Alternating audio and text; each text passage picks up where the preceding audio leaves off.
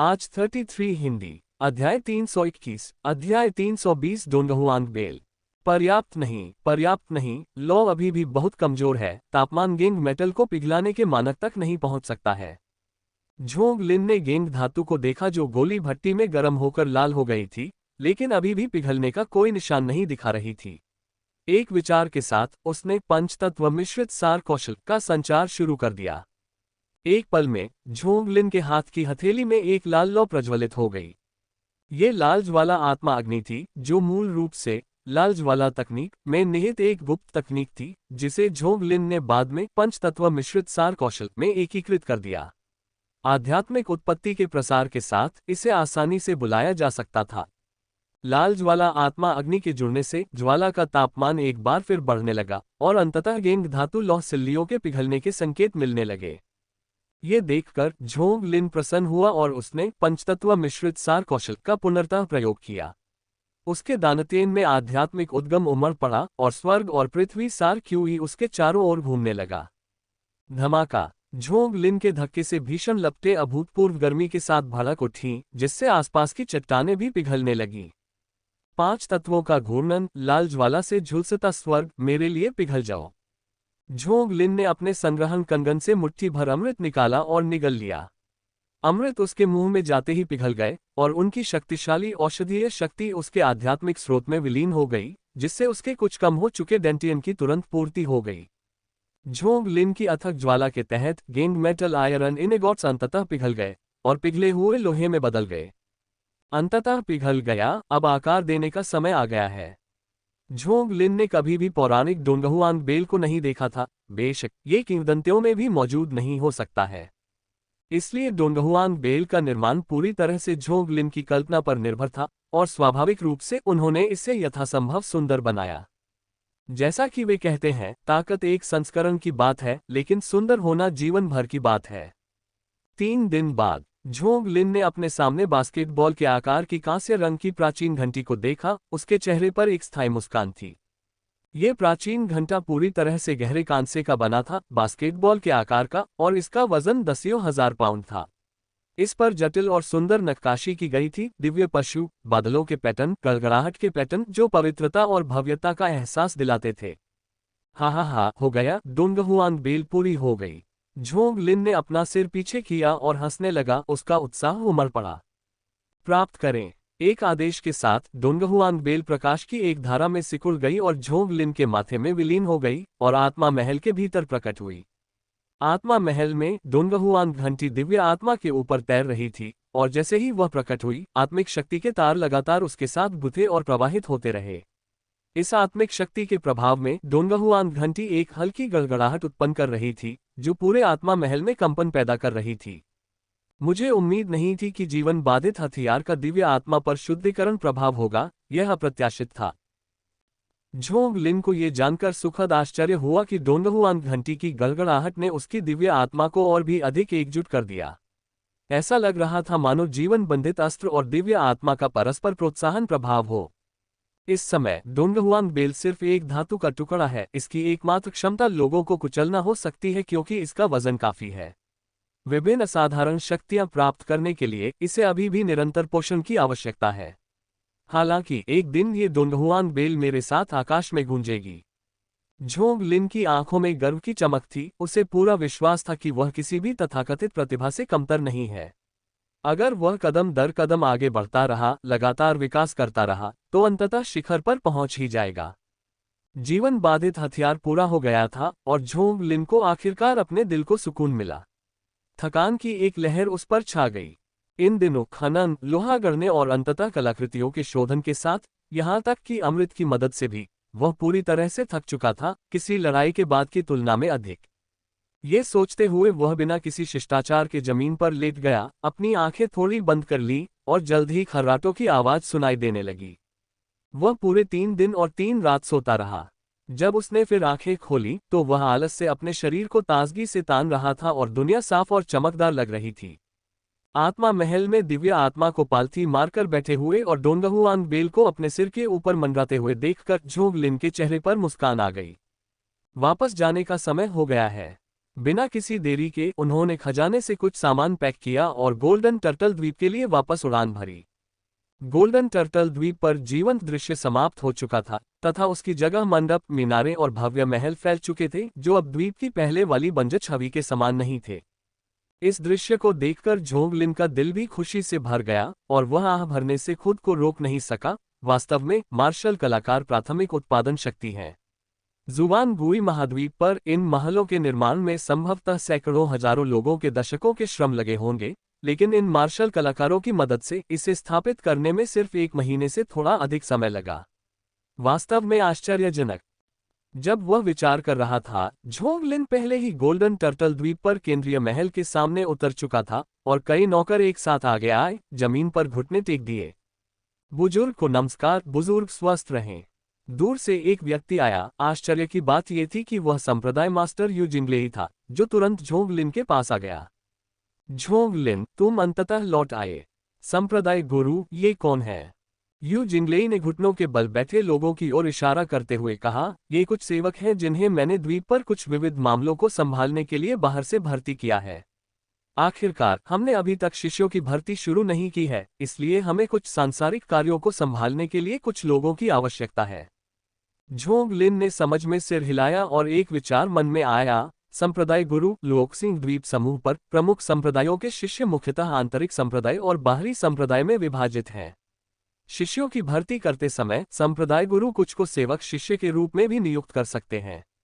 वे संप्रदाय के कामकाज संभाल सकते हैं और मार्शल आर्ट का प्रशिक्षण प्राप्त कर सकते हैं, और अगर वे खुद को साबित कर दें तो उन्हें बाहरी शिष्य के रूप में पदोन्नत भी किया जा सकता है। यह सुनकर यू जिंगलेई की आंखें चमक उठीं। यह एक बेहतरीन विचार है। यह न केवल संप्रदाय के सांसारिक मामलों को सुलझाता है, बल्कि अनदेखी प्रतिभाओं को पहचानने और उन्हें निखारने में भी मदद करता है। एक निश्चित समय पर इन सेवक शिष्यों को घर वापस भेजा जा सकता है, जो संप्रदाय के लिए एक प्रकार का प्रचार होगा। अगर उनके परिवार में कोई प्रतिभाशाली युवा है तो उसे संप्रदाय में भेजा जा सकता है।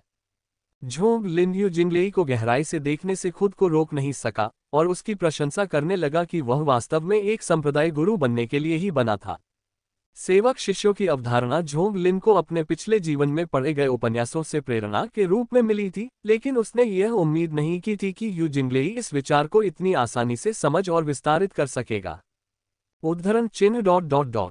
संप्रदाय गुरु, बहुत बढ़िया विचार है। झोंगलिन प्रशंसा करने से खुद को रोक नहीं सका। क्या शानदार विचार है ना? मुझे लगता है कि आप मुझसे ज्यादा संप्रदाय प्रमुख के पद के लिए उपयुक्त हैं। शायद आपको ये भूमिका निभानी चाहिए, यू जिंगलेई ने कहा। झोंगलिन ने हाथ हिलाकर कहा, संप्रदाय गुरु, कृपया अब और मना न करें। इस पद के लिए आपसे ज्यादा उपयुक्त कोई नहीं है। वैसे संप्रदाय गुरु संप्रदाय खोलने और शिष्यों की भर्ती करने की योजना कब बना रहे हैं? मैंने एल्डर यिन और एल्डर लियान शान से चर्चा की है। अगले महीने की 3 तारीख एक शुभ दिन है। हम उस दिन उद्घाटन समारोह आयोजित करने की योजना बना रहे हैं। आप क्या सोचते हैं? जैसा संप्रदाय गुरु निर्णय लेंगे। फिर अगले महीने के 3 दिन मैं लोगों को निमंत्रण देने के लिए विभिन्न द्वीपों पर भेजूंगा। उस समय संप्रदाय के उद्घाटन के साथ साथ शिष्यों की भर्ती भी की जाएगी। यू जिंगलेई का चेहरा उत्साह से भर गया था और उस पल ऐसा लग रहा था जैसे वह उन दिनों में लौट गया हो जब वह पहली बार जुआनगुई महाद्वीप पर संप्रदाय मास्टर के पद पर आसीन हुआ था, और भी अधिक महत्वाकांक्षा के साथ। एक संप्रदाय की स्थापना। वरिष्ठ भाई, आप वापस आ गए। नमस्कार गुरुजी। जब झोंगलिन अपने महल में गया तो उसने यह उम्मीद नहीं की थी कि वह खाली होगा, बल्कि वहां गतिविधियों की भरमार होगी। लॉन्ग झाओ, शे युनई और गु चेन सभी यहाँ थे और उनके हाव भाव से पता चलता है कि वे काफी अच्छी तरह से घुल मिल गए थे। सब लोग यहाँ क्यों इकट्ठे हुए हैं? झोंगलिन ने मुस्कुराते हुए पूछा। शिष्य अंकल लॉन्ग झाओ से कुछ साधना मार्गदर्शन लेने आया था, गुरुवर, देख लीजिए। गु चेन बहुत उत्साहित था और एक विचार के साथ उसके चारों ओर एक ड्रैगन के आकार की आभा घूम गई। ये क्लाउड वॉकिंग पाम तकनीक है जो मुझे अंकल लॉन्ग झाओ ने सिखाई थी, जिसे दिव्य ड्रैगन द्वारा बिना बारिश वाले घने और अटूट बादलों के बीच चलने के रूप में निष्पादित किया जाता है। झोंगलिन, जिसके पास कुछ नेत्र शक्ति थी, ने तुरंत इस हस्त कौशल की जटिलता को पहचान लिया। कम से कम ये पृथ्वी स्तर का मार्शल आर्ट तो था ही। सचमुच लॉन्ग झाओ में अभी भी बहुत कुछ अच्छा था। जैसा कि समुद्र दमन संप्रदाय के एक शिष्य से अपेक्षा की जाती है, उसका एक बाल भी उखाड़ना किसी साधारण मार्शल कलाकार की कमर से भी ज्यादा मोटा था। झोंग लिन ने सिर हिलाया और कहा, बुरा नहीं है, भविष्य में लगन से अभ्यास करना सुनिश्चित करें, अपने चाचा लॉन्ग झाओ की उम्मीदों को निराश न करें। हाँ। झोंग लिन ने फिर अपनी नजर शी यूनई की ओर घुमाई, जिज्ञासा से पूछा, आज तुम बाहर क्यों हो? शी यूनई एक विशिष्ट मार्शल आर्ट कट्टरपंथी था, जिसका सामान्य आनंद तलवारबाजी का अभ्यास करना था, और आमतौर पर अनावश्यक होने पर वह बाहर नहीं आता था। शी यूनई का चेहरा ठंडा था जब उन्होंने कहा, वरिष्ठ भाई, मेरी तलवार की मंशा 50% तक पहुंच गई है। झोंग लिन ने अपनी भौहें उठाई और शी यूनई की ओर देखते हुए उसकी प्रसन्नता स्पष्ट थी। हा, बुरा नहीं, बुरा नहीं। मैं तुम्हारे लिए एक पत्र लिखूंगा, तुम खुद जा सकते हो। असली मास्टर लियूफेन को तुम्हारे लिए चीजें मुश्किल नहीं बनानी चाहिए। वरिष्ठ भाई, मैं 7 सितारा संप्रदाय में वापस नहीं जाना चाहता। शी यूनई ने अपने होंठ भींच लिए, वह थोड़ा उदास लग रहा था। उद्धरण चिन्ह ... बहुत अच्छा, तो मैं तुम्हें खुद सिखाऊंगा। हालांकि इसमें कुछ अवधारणाओं की कमी है, लेकिन तुम्हारी समझ में ज्यादा कमी नहीं होनी चाहिए। शी यूनई में एक विशेषता थी जिससे झोंग लिन को प्यार भी था और नफरत भी, वह बहुत भावुक था। इससे पहले भावनात्मक संबंधों के कारण वह 7 सितारा संप्रदाय के साथ सह अस्तित्व में रहना चाहता था, लेकिन बाद में उसे वापस खींच लिया गया। अब, यद्यपि वह 7 सितारा संप्रदाय से अलग हो गया था, फिर भी उसकी भावनाएं बनी रहीं और वह थोड़ा दोषी महसूस कर रहा था। यही कारण था कि वह 7 सितारा संप्रदाय में वापस लौटने को तैयार नहीं था। झोंग लिन ने संकोच नहीं किया, शी यूनई के माथे को छूने के लिए हाथ बढ़ाया, और एक दिव्य विचार उमड़ पड़ा, जिसमें तलवार तकनीक के लिए साधना तकनीक के साथ साथ इसकी साधना की पूर्ण स्तरीय समझ भी शामिल थी। बेशक अपने कनिष्ठ भाई को सर्वश्रेष्ठ दिया जाना चाहिए। पहले उसमें वह क्षमता नहीं थी, लेकिन अब अपने आत्मिक महल को खोलकर अपनी दिव्य आत्मा को सशक्त करके दिव्य विचारों का संचार सहजता से कर पाना संभव हो गया है। एक क्षण में शी यूनई को लगा कि उसके दिमाग में जानकारी का एक ऐसा सैलाब उमड़ पड़ा है, जिससे उसे एक प्रकार की पीड़ा और शक्तिहीनता का एहसास होने लगा। यह एहसास जल्दी आया और जल्दी ही चला गया। जब उसने महसूस किया कि पूर्ण स्तरीय साधना का अनुभव उसके मन में अंकित हो गया है, तो वह पूरी तरह से चौंक गया और झोंग लिन को ऐसे देखने लगा जैसे वह कोई अमर हो।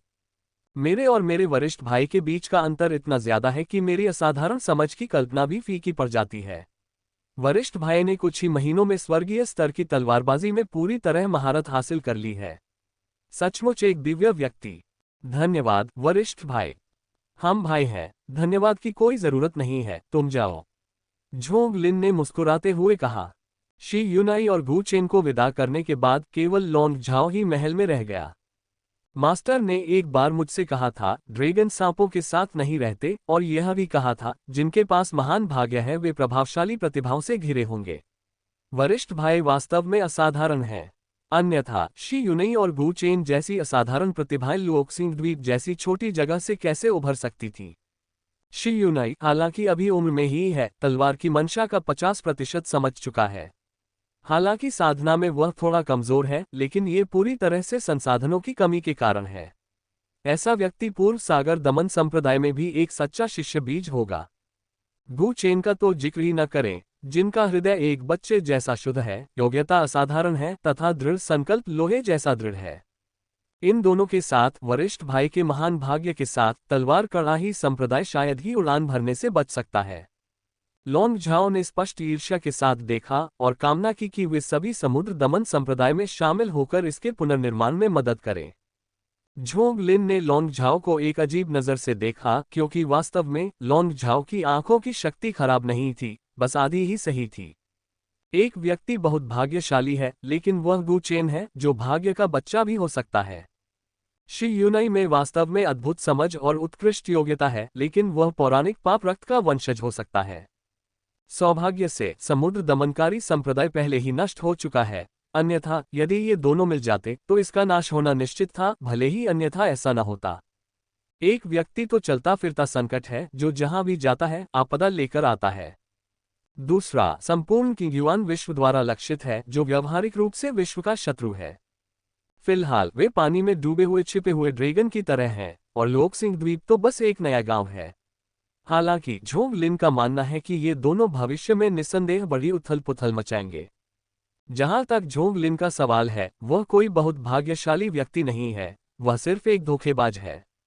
झोंग लिन ने लॉन्ग झाओ के कंधे को थपथपाया और सहजता से कहा, भविष्य में लोगों पर आसानी से लेबल मत लगाओ, मेरा विश्वास करो, तुम इसके लिए नहीं बने हो। ओह... 8वें महीने का तीसरा दिन, गेंगजी वर्ष, बिंगक्सु माह, दिनगहाय दिवस, जो यात्रा, व्यापार, उद्घाटन और स्थानांतरण के लिए शुभ है, में विवाह और भूमि पूजन गतिविधियों से बचें। इस दिन यदि कोई आसमान में ऊपर खड़ा होकर नीचे देखे तो उसे लोकसिंह द्वीप समूह की पूरी भीड़ एक स्थान पर एकत्रित दिखाई देगी। किंगफेंग संप्रदाय तलवार कढ़ाई संप्रदाय की स्थापना के महान अवसर का जश्न मनाने के लिए 1000 साल पुरानी आध्यात्मिक औषधि के 3 डंठल और 10,000 आत्मा पत्थर प्रस्तुत करता है। स्पिरिट ट्री सेक्ट तलवार कढ़ाई संप्रदाय की स्थापना के महान अवसर का जश्न मनाने के लिए 10,000 साल पुरानी आध्यात्मिक लकड़ी के 3 टुकड़े, 5 किलिन फूल और 10,000 आत्मा पत्थर प्रस्तुत करता है। फुयुन घाटी तलवार कढ़ाई संप्रदाय की स्थापना के महान अवसर का जश्न मनाने के लिए अयस्क के 10 बक्से और 100 दिव्य हथियार प्रस्तुत करती है। सभी दिशाओं से बधाई की आवाजें उठने लगी तथा जश्न मनाने आए लोग एक एक करके उपहार देने के लिए आगे बढ़ने लगे। आत्मा पत्थर, आध्यात्मिक चिकित्सा, आध्यात्मिक सामग्री, अयस्क, दिव्य हथियार, साधना तकनीक, दुर्लभ वस्तुओं की भरमार ने दर्शकों को चकित कर दिया। चूंकि झोंग लिन ने फैंग लैन तलवार भगवान को एक मुक्के से हरा दिया था और खुद को लोकसिंह द्वीप पर सबसे मजबूत के रूप में स्थापित किया था, इसलिए विभिन्न द्वीपों से अन्य गुट स्वेच्छा से बधाई देने और भव्य उपहार देने आए थे। यह उल्लेख करने की आवश्यकता नहीं है कि झोंग लिन वर्तमान में द्वीपों पर एकमात्र छठी कक्षा के कीमियागर हैं, जो उनके भविष्य के मार्शल आर्ट यात्रा के लिए महत्वपूर्ण है, तो वे कैसे ढिलाई बरत सकते हैं। बधाई हो संप्रदाय मास्टर यू। हा, बहुत धन्यवाद, कृपया अंदर आइए। संप्रदाय गुरु यू, मैं एमरल्ड लेक का एक एल्डर हूँ। हमारे संप्रदाय गुरु इस समय उपचार हेतु बंद साधना में हैं और आ नहीं सकते। कृपया संप्रदाय गुरु यू बुरा न माने। कोई बात नहीं, बस एक छोटी सी बात है, कृपया अंदर आ जाइए। नमस्कार संप्रदाय गुरु यू, मैं ली यांग गुफा स्वर्ग का संप्रदाय गुरु शी यान हूँ। मुझे आशा है कि भविष्य में हमारे संप्रदायों में बहुत अधिक आदान प्रदान हो सकेगा। हा, संप्रदाय मास्टर शे, वास्तव में, कृपया अंदर आइए। यू जिंगले यद्यपि आध्यात्मिक मूल क्षेत्र में ही थे, लेकिन संप्रदाय प्रमुख के रूप में वे अविचलित थे तथा उन बलों के प्रतिनिधियों और वरिष्ठों के साथ सौहार्दपूर्ण ढंग से बातचीत कर रहे थे जो उन्हें बधाई देने आए थे।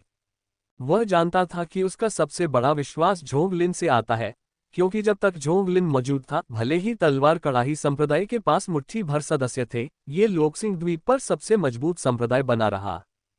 हलचल दूसरों की है। Seven stars sect, sword cauldron sect को उसके भव्य उद्घाटन पर बधाई देने के लिए एक आध्यात्मिक कलाकृति, सहस्राब्दी पुरानी आध्यात्मिक औषधि के 10 डंठल, छठी श्रेणी के अमृत के 100 टुकड़े तथा जलगुण स्वर्ग और पृथ्वी आध्यात्मिक वस्तुओं का एक सेट प्रस्तुत करता है। फियस सन पैलेस 2 आध्यात्मिक कलाकृतियां, सहस्राब्दी पुरानी आध्यात्मिक औषधि के 20 डंठल तथा स्वर्ण और लकड़ी के गुण वाले स्वर्ग और पृथ्वी आध्यात्मिक वस्तुओं का एक सेट तलवार कढ़ाई संप्रदाय को उसके भव्य उद्घाटन पर बधाई देने के लिए प्रस्तुत करता है। जोर जोर से घोषित उपहार सूची से पूरे भव्य हॉल में सन्नाटा छा गया तथा कुछ छोटे संप्रदाय और गुट स्पष्ट रूप से स्तब्ध रह गए। क्या मैं कुछ सुन रहा हूँ? छोटे भाई, मुझे मारो, देखो कहीं ये सपना तो नहीं है। ओह, निश्चित रूप से कोई सपना नहीं है। यह उपहारों की यह सूची बहुत ज्यादा है। आध्यात्मिक कलाकृतियां, छठी श्रेणी के अमृत तथा आध्यात्मिक शरीर बनाने के लिए स्वर्ग और पृथ्वी की आध्यात्मिक वस्तुएं, क्या 7 सितारा संप्रदाय और भयंकर सूर्य महल खुद को नष्ट करने की योजना बना रहे हैं? बिल्कुल, क्या वे पागल हैं? हम पागल? वे बिल्कुल भी पागल नहीं हैं, बल्कि इसके विपरीत वे बहुत चालाक हैं। वास्तव में उन्होंने अपना खेल बहुत अच्छा खेला है। जीवित रहने के लिए उन्होंने अपनी पूंछ काट दी है तथा बहुत साहस का परिचय दिया है। जो कोई भी संप्रदाय का नेता या बुजुर्ग बन सकता है, वह मूर्ख नहीं है। वे उपहारों की सूची देखकर क्षण भर के लिए दंग रह गए, लेकिन जल्द ही उन्हें इन 2 महान संप्रदायों के असली इरादे समझ आ गए। 7 सितारा संप्रदाय के साथ युद्ध के दौरान भयंकर सूर्य महल का उच्च सोपान नष्ट हो गया। वर्तमान में संप्रदाय का सबसे शक्तिशाली व्यक्ति जुओ किंग है, जो आत्मा सागर क्षेत्र में पूर्व संप्रदाय नेता झांग जियोयांग का प्रथम शिष्य है। यद्यपि आत्मा सागर क्षेत्र काफी शक्तिशाली है, लेकिन कुल मिलाकर ये लोकसिंह द्वीप समूह की सेनाओं में सबसे निचले स्थान पर है, यहाँ तक कि कुछ लूज कल्टीवेटर मार्शल आर्टिस्टों से भी नीचे। इस प्रकार की साधना केवल भयंकर सूर्य महल की विशाल नींव की रक्षा करने में असमर्थ है, जैसा कि इन हाल के दिनों में संप्रदाय के शिष्यों के विवेकपूर्ण व्यवहार से उनके पूर्व अहंकार की तुलना में प्रदर्शित होता है। 7 सितारा महल भी ऐसी ही स्थिति में है, जहां आत्मा भ्रूण क्षेत्र का केवल एक ही बुजुर्ग बचा है जो किले को संभाले रखने के लिए काफी है। इसके अलावा फैंग लैन तलवार स्वामी के कार्यों ने लोकसिंह द्वीप समूह की सभी ताकतों में गहरी नफरत पैदा कर दी है। हालांकि फैंग लैन तलवार स्वामी को झोंग लिन ने मार डाला, लेकिन इसका मतलब यह नहीं है कि दूसरे लोग सेवन स्टॉस संप्रदाय को जाने देंगे। 2 प्रमुख संप्रदायों के नए संप्रदाय नेताओं ने भी इस बिंदु को देखा और जानते थे कि एकमात्र व्यक्ति जो उनकी रक्षा कर सकता था वह झोंग लिन था, इसलिए उन्होंने सुरक्षा पाने के लिए केवल इतने बड़े उपहार की पेशकश की। दूसरों के आश्चर्य की तुलना में यू जिंगलेई की अभिव्यक्ति शांत थी, लेकिन जो लोग उसे जानते थे वे उसके मुंह के कोने पर हल्की मुस्कान देख सकते थे, जो दर्शाती थी कि वह कितना प्रसन्न था। झोंग लिन ने वास्तव में सही भविष्यवाणी की थी कि 7 सितारा संप्रदाय और भयंकर सूर्य महल आएंगे। ये दोनों संप्रदाय हजारों वर्षों से स्थापित हैं और इनमें अच्छी चीजों की कोई कमी नहीं है। अब समय आ गया है कि इन्हें पूरी तरह से लूटा जाए। ये सोचते हुए यू जिंगलेई दरवाजे की ओर बढ़ता है। ... वरिष्ठ भाई, क्या आप बाहर लोगों से मिलने नहीं जा रहे हैं? वे सभी आपके लिए यहाँ हैं। लिंग लॉन्ग टॉवर पर लॉन्ग झाओ यू जिंगलेई को ईर्ष्या से देखता है, जो भीड़ के साथ बातें और हंसी मजाक कर रहा है। वह मन ही मन कल्पना करता है कि वह भी उसी स्थिति में है और सागर दमनकारी संप्रदाय नामक एक संप्रदाय की स्थापना कर रहा है। समुद्र दमन संप्रदाय मेरे हाथों में कब बहाल होगा? बेशक उनकी वर्तमान साधना के साथ लोकसिंह द्वीप पर समुद्र दमन संप्रदाय का पुनर्निर्माण करना आसान है, लेकिन वह एक बार के सर्वोच्च संप्रदाय को उस स्थान तक सिकुड़ने नहीं देना चाहते जहां लियानतियान सागर देश के अधिकारी भी जाने के लिए आलसी हों। इस समय झोंग लिन गौर से गोली भट्टी को देख रहा है, लगातार आग की लिप्टों को समायोजित कर रहा है और अंदर औषधीय सामग्री के सम्लन स्तर का निरीक्षण कर रहा है। कभी कभी कुछ जड़ी बूटियां भी डाल रहा है। कुछ क्षण बाद पिलफनेस के अंदर से भिनभिनाहट की आवाज के साथ झोंग लिन के चेहरे पर मुस्कान आ जाती है। ढक्कन उठाया जाता है और उसके अंदर औषधीय शक्ति से भरपूर 5 पौष्टिक ईश्वरीय गोलियां रखी होती हैं, जो एक अनोखी चमक उत्सर्जित करती हैं। अपने दाहिने हाथ की शून्य पकड़ के साथ 5 पोषण देने वाली भगवान की गोलियां आध्यात्मिक उत्पत्ति के प्रभाव में जेड बोतल में उड़ जाती हैं, जो पहले से तैयार की गई थी। वरिष्ठ भाई की कीमियागिरी की कुशलता सचमुच देखने लायक है और उसमें पहले से ही ग्रैंडमास्टर की छाप है। लॉन्ग झाओ प्रशंसा करता है। झोंग लिन ने लॉन्ग झाओ की ओर देखा, उसे पहचानने में आलस्य आ रहा था। बेकार की गपशप। यदि वहां वास्तव में पारखी लोग मौजूद होते तो वे महसूस करते कि झोंग लिन की कीमिया कौशल मूल रूप से ग्रैंडमास्टर स्तर पर है। सिस्टम पैनल सीधे मेरे दिमाग में पूर्ण स्तरीय अनुभव पहुंचाता है। पूर्ण स्तर क्या है? पूर्ण स्तर का अर्थ है उस सबसे शक्तिशाली व्यक्ति के समान स्तर तक पहुंचना जिसने इस अमृत को बनाया है। क्या आप सचमुच सोचते हैं कि मेरी प्रणाली उन तीसरी श्रेणी की चीजों की तरह है? यदि आप सचमुच स्थिर नहीं बैठ सकते तो आप बाहर घूम सकते हैं या शिष्यों को पढ़ाने में मेरी मदद कर सकते हैं, झोंग लिन ने असहाय होकर सुझाव दिया। लॉन्ग झाओ ने अपना सिर हिलाया। गु चेन पहले ही क्लाउड वॉकिंग पाम की मूल बातें सीख चुका है। अगला चरण केवल निरंतर अभ्यास है। कभी कभी उनका मार्गदर्शन करना पर्याप्त है। जहां तक नीचे की बात है तो उत्साह दूसरों का है। मुझे बस ठंड लग रही है। वरिष्ठ भाई, आपके साथ होने से मुझे अपनेपन का एहसास होता है। तो फिर अपनी साधना में कड़ी मेहनत करो। तुम्हें पता होना चाहिए कि साधना मौलिक है। बाहर की हलचल इसलिए है क्योंकि मैं काफी मजबूत हूँ। लॉन्ग झाओ अपने हाथ फैलाते हुए मासूमियत से कहता है, वरिष्ठ भाई, मैं पहले ही यूनिलिंक क्षेत्र में पूर्णता तक पहुंच चुका हूं। बस एक गैदरिंग टॉप पिल से थोड़ा कम अमृत के बिना आगे की साधना बेकार है। अरे, मुझे ऐसा लग रहा है कि मैं उसे मार डालना चाहता हूं। झोंग लिन ने अपनी मुट्ठी भींच ली। अचानक उसे किसी को पीटने की इच्छा हुई। धप धप धप। गुरुजी, बैंगनी बादल संप्रदाय के लोग आ गए हैं। बाहर से गु चेन की आवाज आती है और खबर सुनकर झोंग लिन थोड़ा चौंक जाता है। उन्हें अंदर आने दो। हाँ। कुछ ही देर बाद दरवाजा खुलता है और कुछ परिचित आकृतियां दिखाई देती हैं। ओयांग डाओयोग और वानपू के अलावा तांग जुएयुआन भी साथ आए हैं। झोंग लिन उनका अभिवादन करने के लिए खड़ा होता है। संप्रदाय गुरु ओयांग। ओयांग दाओयोग भी गर्मजोशी से मुस्कुराता है। Elder Zhong. नमस्कार एल्डर झोंग। दादाजी। वान पू सलाम के साथ बोलता है, जबकि केवल तांग जुयुआन कोमलता और लालसा से भरे चेहरे के साथ दादाजी कहकर पुकारता है। कृपया बैठिए गु चेन, कुछ चाय लेकर आइए। गु चेन तुरंत चाय परोसता है और फिर चुपचाप झोंग लिन के पीछे खड़ा हो जाता है। ओयांग दाओयोग चारों ओर देखता है, हवा में फैली औषधीय सुगंध को सूंघता है और अपने दिल में आहें भरता है। ये सब कभी हमारे हुआ करते थे, लेकिन अफसोस पर्पल क्लाउड सेक्ट इतनी बड़ी उपस्थिति को समेटने के लिए बहुत छोटा है। ओयांग दाओयोग के भाव झोंग लिन के ध्यान में आते हैं, जो हल्के से हंसते हुए कहते हैं, संप्रदाय गुरु ओयांग को ऐसा महसूस करने की जरूरत नहीं है। भले ही मैंने बैंगनी बादल संप्रदाय छोड़ दिया है, लेकिन मैं आपके द्वारा दिखाई गए दयालुता को हमेशा याद रखूंगा। जब मैं पहली बार लोकसिंह द्वीप पर आया था, तो बैंगनी बादल संप्रदाय के आश्रय के कारण ही मैं आज जो कुछ भी हूँ वह हूँ। मैं अब से वादा करता हूँ कि तलवार कढ़ाई संप्रदाय और बैंगनी बादल संप्रदाय हमेशा सहयोगी रहेंगे, एक साथ आगे बढ़ेंगे और पीछे हटेंगे। ओयांग दाओयोग अचानक खड़ा हो जाता है और झोंग लिन को उत्साह से देखता है। सचमुच इस बार ओयांग दाओयोग की झोंग लिन से मुलाकात महज शिष्टाचार संबंध को नवीनीकृत करने के लिए थी और उन्होंने यह उम्मीद नहीं की थी कि झोंग लिन गठबंधन बनाने और एक साथ आगे बढ़ने और पीछे हटने का प्रस्ताव रखेंगे। लोकसिंह द्वीप समूह पर सबसे मजबूत के रूप में झोंग लिन की वर्तमान स्थिति को ध्यान में रखते हुए छठी श्रेणी के कीमियागर होने के अलावा उनके बैंगनी बादल संप्रदाय ने एक बड़ा सौदा किया है। झोंग लिन ने मुस्कुराते हुए कहा, बेशक ये सच है। बैंगनी बादल संप्रदाय ने मुझे अपने साथ रखकर मुझ पर दया दिखाई है। जैसा कि कहावत है, पानी की एक बूंद झरने के फटने के साथ लौटती है। जब तक संप्रदाय के गुरु ओयांग मौजूद हैं, तलवार कढ़ाई संप्रदाय और बैंगनी बादल संप्रदाय हमेशा सहयोगी रहेंगे। समुद्र में जाना। 1 साल बाद झोंग लिन ने अपना सिर घुमाकर अपने पीछे स्थित लोकसिंह द्वीप समूह की ओर देखा, फिर दृढ़तापूर्वक पीछे मुड़ गया। चल दर, लोंग झाओ ने भारी स्वर में सिर हिलाया, वरिष्ठ भाई इस तरफ। झोंग लिन 2 साल तक लोकसिंह द्वीप पर नहीं रुके, बल्कि सिर्फ 1 साल बाद ही वहां से चले गए। 1 साल पहले स्वर्ण कछुआ द्वीप पर तलवार कढ़ाई संप्रदाय की स्थापना हुई थी और इसने तेजी से शिष्यों को इकट्ठा किया। गुप्त रूप से उन्होंने ट्रांसमिशनरी का इस्तेमाल करके जुवान गुई महाद्वीप से कुछ उत्कृष्ट शिष्यों को इकट्ठा किया।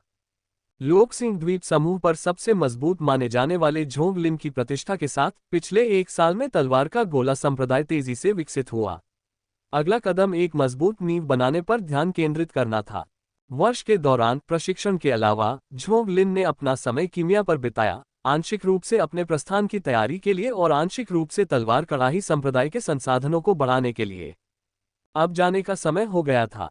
उसके बिना संप्रदाय के पतन की चिंता करने की कोई जरूरत नहीं थी, क्योंकि झोंग लिन इतने ऊंचे दर्जे के साथ चला गया था कि सबको पता था कि वह और भी मजबूत मार्शल आर्ट सीखने के लिए पूर्वी वीरान इलाके की ओर जा रहा है। जब तक उसकी मृत्यु की पुष्टि नहीं हो जाती, तब तक दूसरों को थोड़ा सम्मान दिखाना होगा। इसके अलावा उनके गुरु यिन दाओयान और एल्डर लियान शान दोनों ही 5वीं श्रेणी के रसायनज्ञ तक पहुंच चुके थे। उनके साथ लोकसिंह द्वीप समूह की सभी प्रमुख सेनाएं अच्छे संबंधों का लक्ष्य रखती थीं। इस बार झोंग लिन अपने साथ किसी को भी लिए बिना ही चला गया, ठीक उसी तरह जैसे वह पहली बार जुवान गुई महाद्वीप से लोकसिंह द्वीप समूह में आया था। केवल अग्रणी कार्य के लिए अधिक लोगों के साथ जाना अधिक परेशानी भरा होगा। हालांकि जाने से पहले उन्होंने गु चेन के लिए एक शर्त रखी, एक बार जब वह आत्मा सागर क्षेत्र में प्रवेश कर जाएगा तो वह लोकसिंह द्वीप समूह को छोड़ सकता है और प्रशिक्षण के लिए पूर्वी उजाड़ क्षेत्र में जा सकता है। झोंग लिन सचमुच चिंतित था कि अगर गु चेन का स्वर्गीय वध सितारा टूट गया तो वह और भी शक्तिशाली दुश्मनों को आकर्षित करेगा। उपन्यासों में वर्णित पैटर्न के अनुसार दुश्मन आमतौर पर सिर्फ एक क्षेत्र ऊपर होते हैं, जो कि आत्मा भ्रूण क्षेत्र होगा। ऐसे योद्धा लोकसिंह द्वीप पर बहुत घमंडी नहीं हो सकते थे, लेकिन निचले स्तर के दुश्मनों से निपटने से अनिश्चित या यहां तक कि जुबानदान दायरे के स्तर के दुश्मनों को भी उकसाया जा सकता है। यही कारण है कि झोंग लिन चाहता था कि वह पूर्वी उजाड़ क्षेत्र की ओर जाने से पहले आत्मा सागर क्षेत्र में प्रवेश कर जाए, क्योंकि उसे चिंता थी कि वह लोकसिंह द्वीप समूह पर बहुत अधिक परेशानी पैदा कर सकता है। वरिष्ठ भाई, हम सबसे पहले न्यू मून द्वीप जाएंगे, फिर उसके ट्रांसमिशनरी का उपयोग करके हेवनली सी कंट्री तक पहुंचेंगे। जिस तरह से आगे झोंग लिन बाहरी दुनिया से पूरी तरह अपरिचित केवल लोंग झाओ द्वारा तय किए गए मार्ग का अनुसरण कर सकता था। 1 साल के दौरान झोंग लिन को धीरे धीरे लोंग झाओ का चरित्र समझ में आने लगा। उसने जो पहले कहा था वो सच लग रहा था, और हालांकि उसके छिपे हुए इरादे हो सकते थे, लेकिन ऐसा होना नामुमकिन था। लॉन्ग झाओ के बताए रास्ते पर चलते हुए वे सबसे पहले न्यू मून द्वीप पहुंचे, जो लोकसिंग द्वीप समूह के दक्षिण पूर्व में स्थित एक विशाल द्वीप है, जो पहले से ही महाद्वीप के पास है। महाद्वीप के कुछ योद्धा अक्सर समुद्री आध्यात्मिक वस्तुएं खरीदने के लिए यहां आते थे, जिससे ये लोकसिंग द्वीप समूह से भी ज्यादा विकसित हो गया था। तुलनात्मक रूप से न्यू मून द्वीप पिछले जीवन के हेनान द्वीप के समान था, जबकि लोकसिंग द्वीप जेम्स शोल के स्थान के समान थे, लेकिन 1000 गुना बड़ा। जहाज लोकसिंग द्वीपों को न्यू मून द्वीप से जोड़ते थे। आखिरकार हर कोई छोटे लोकसिंग द्वीपों पर हमेशा के लिए नहीं रहना चाहता था।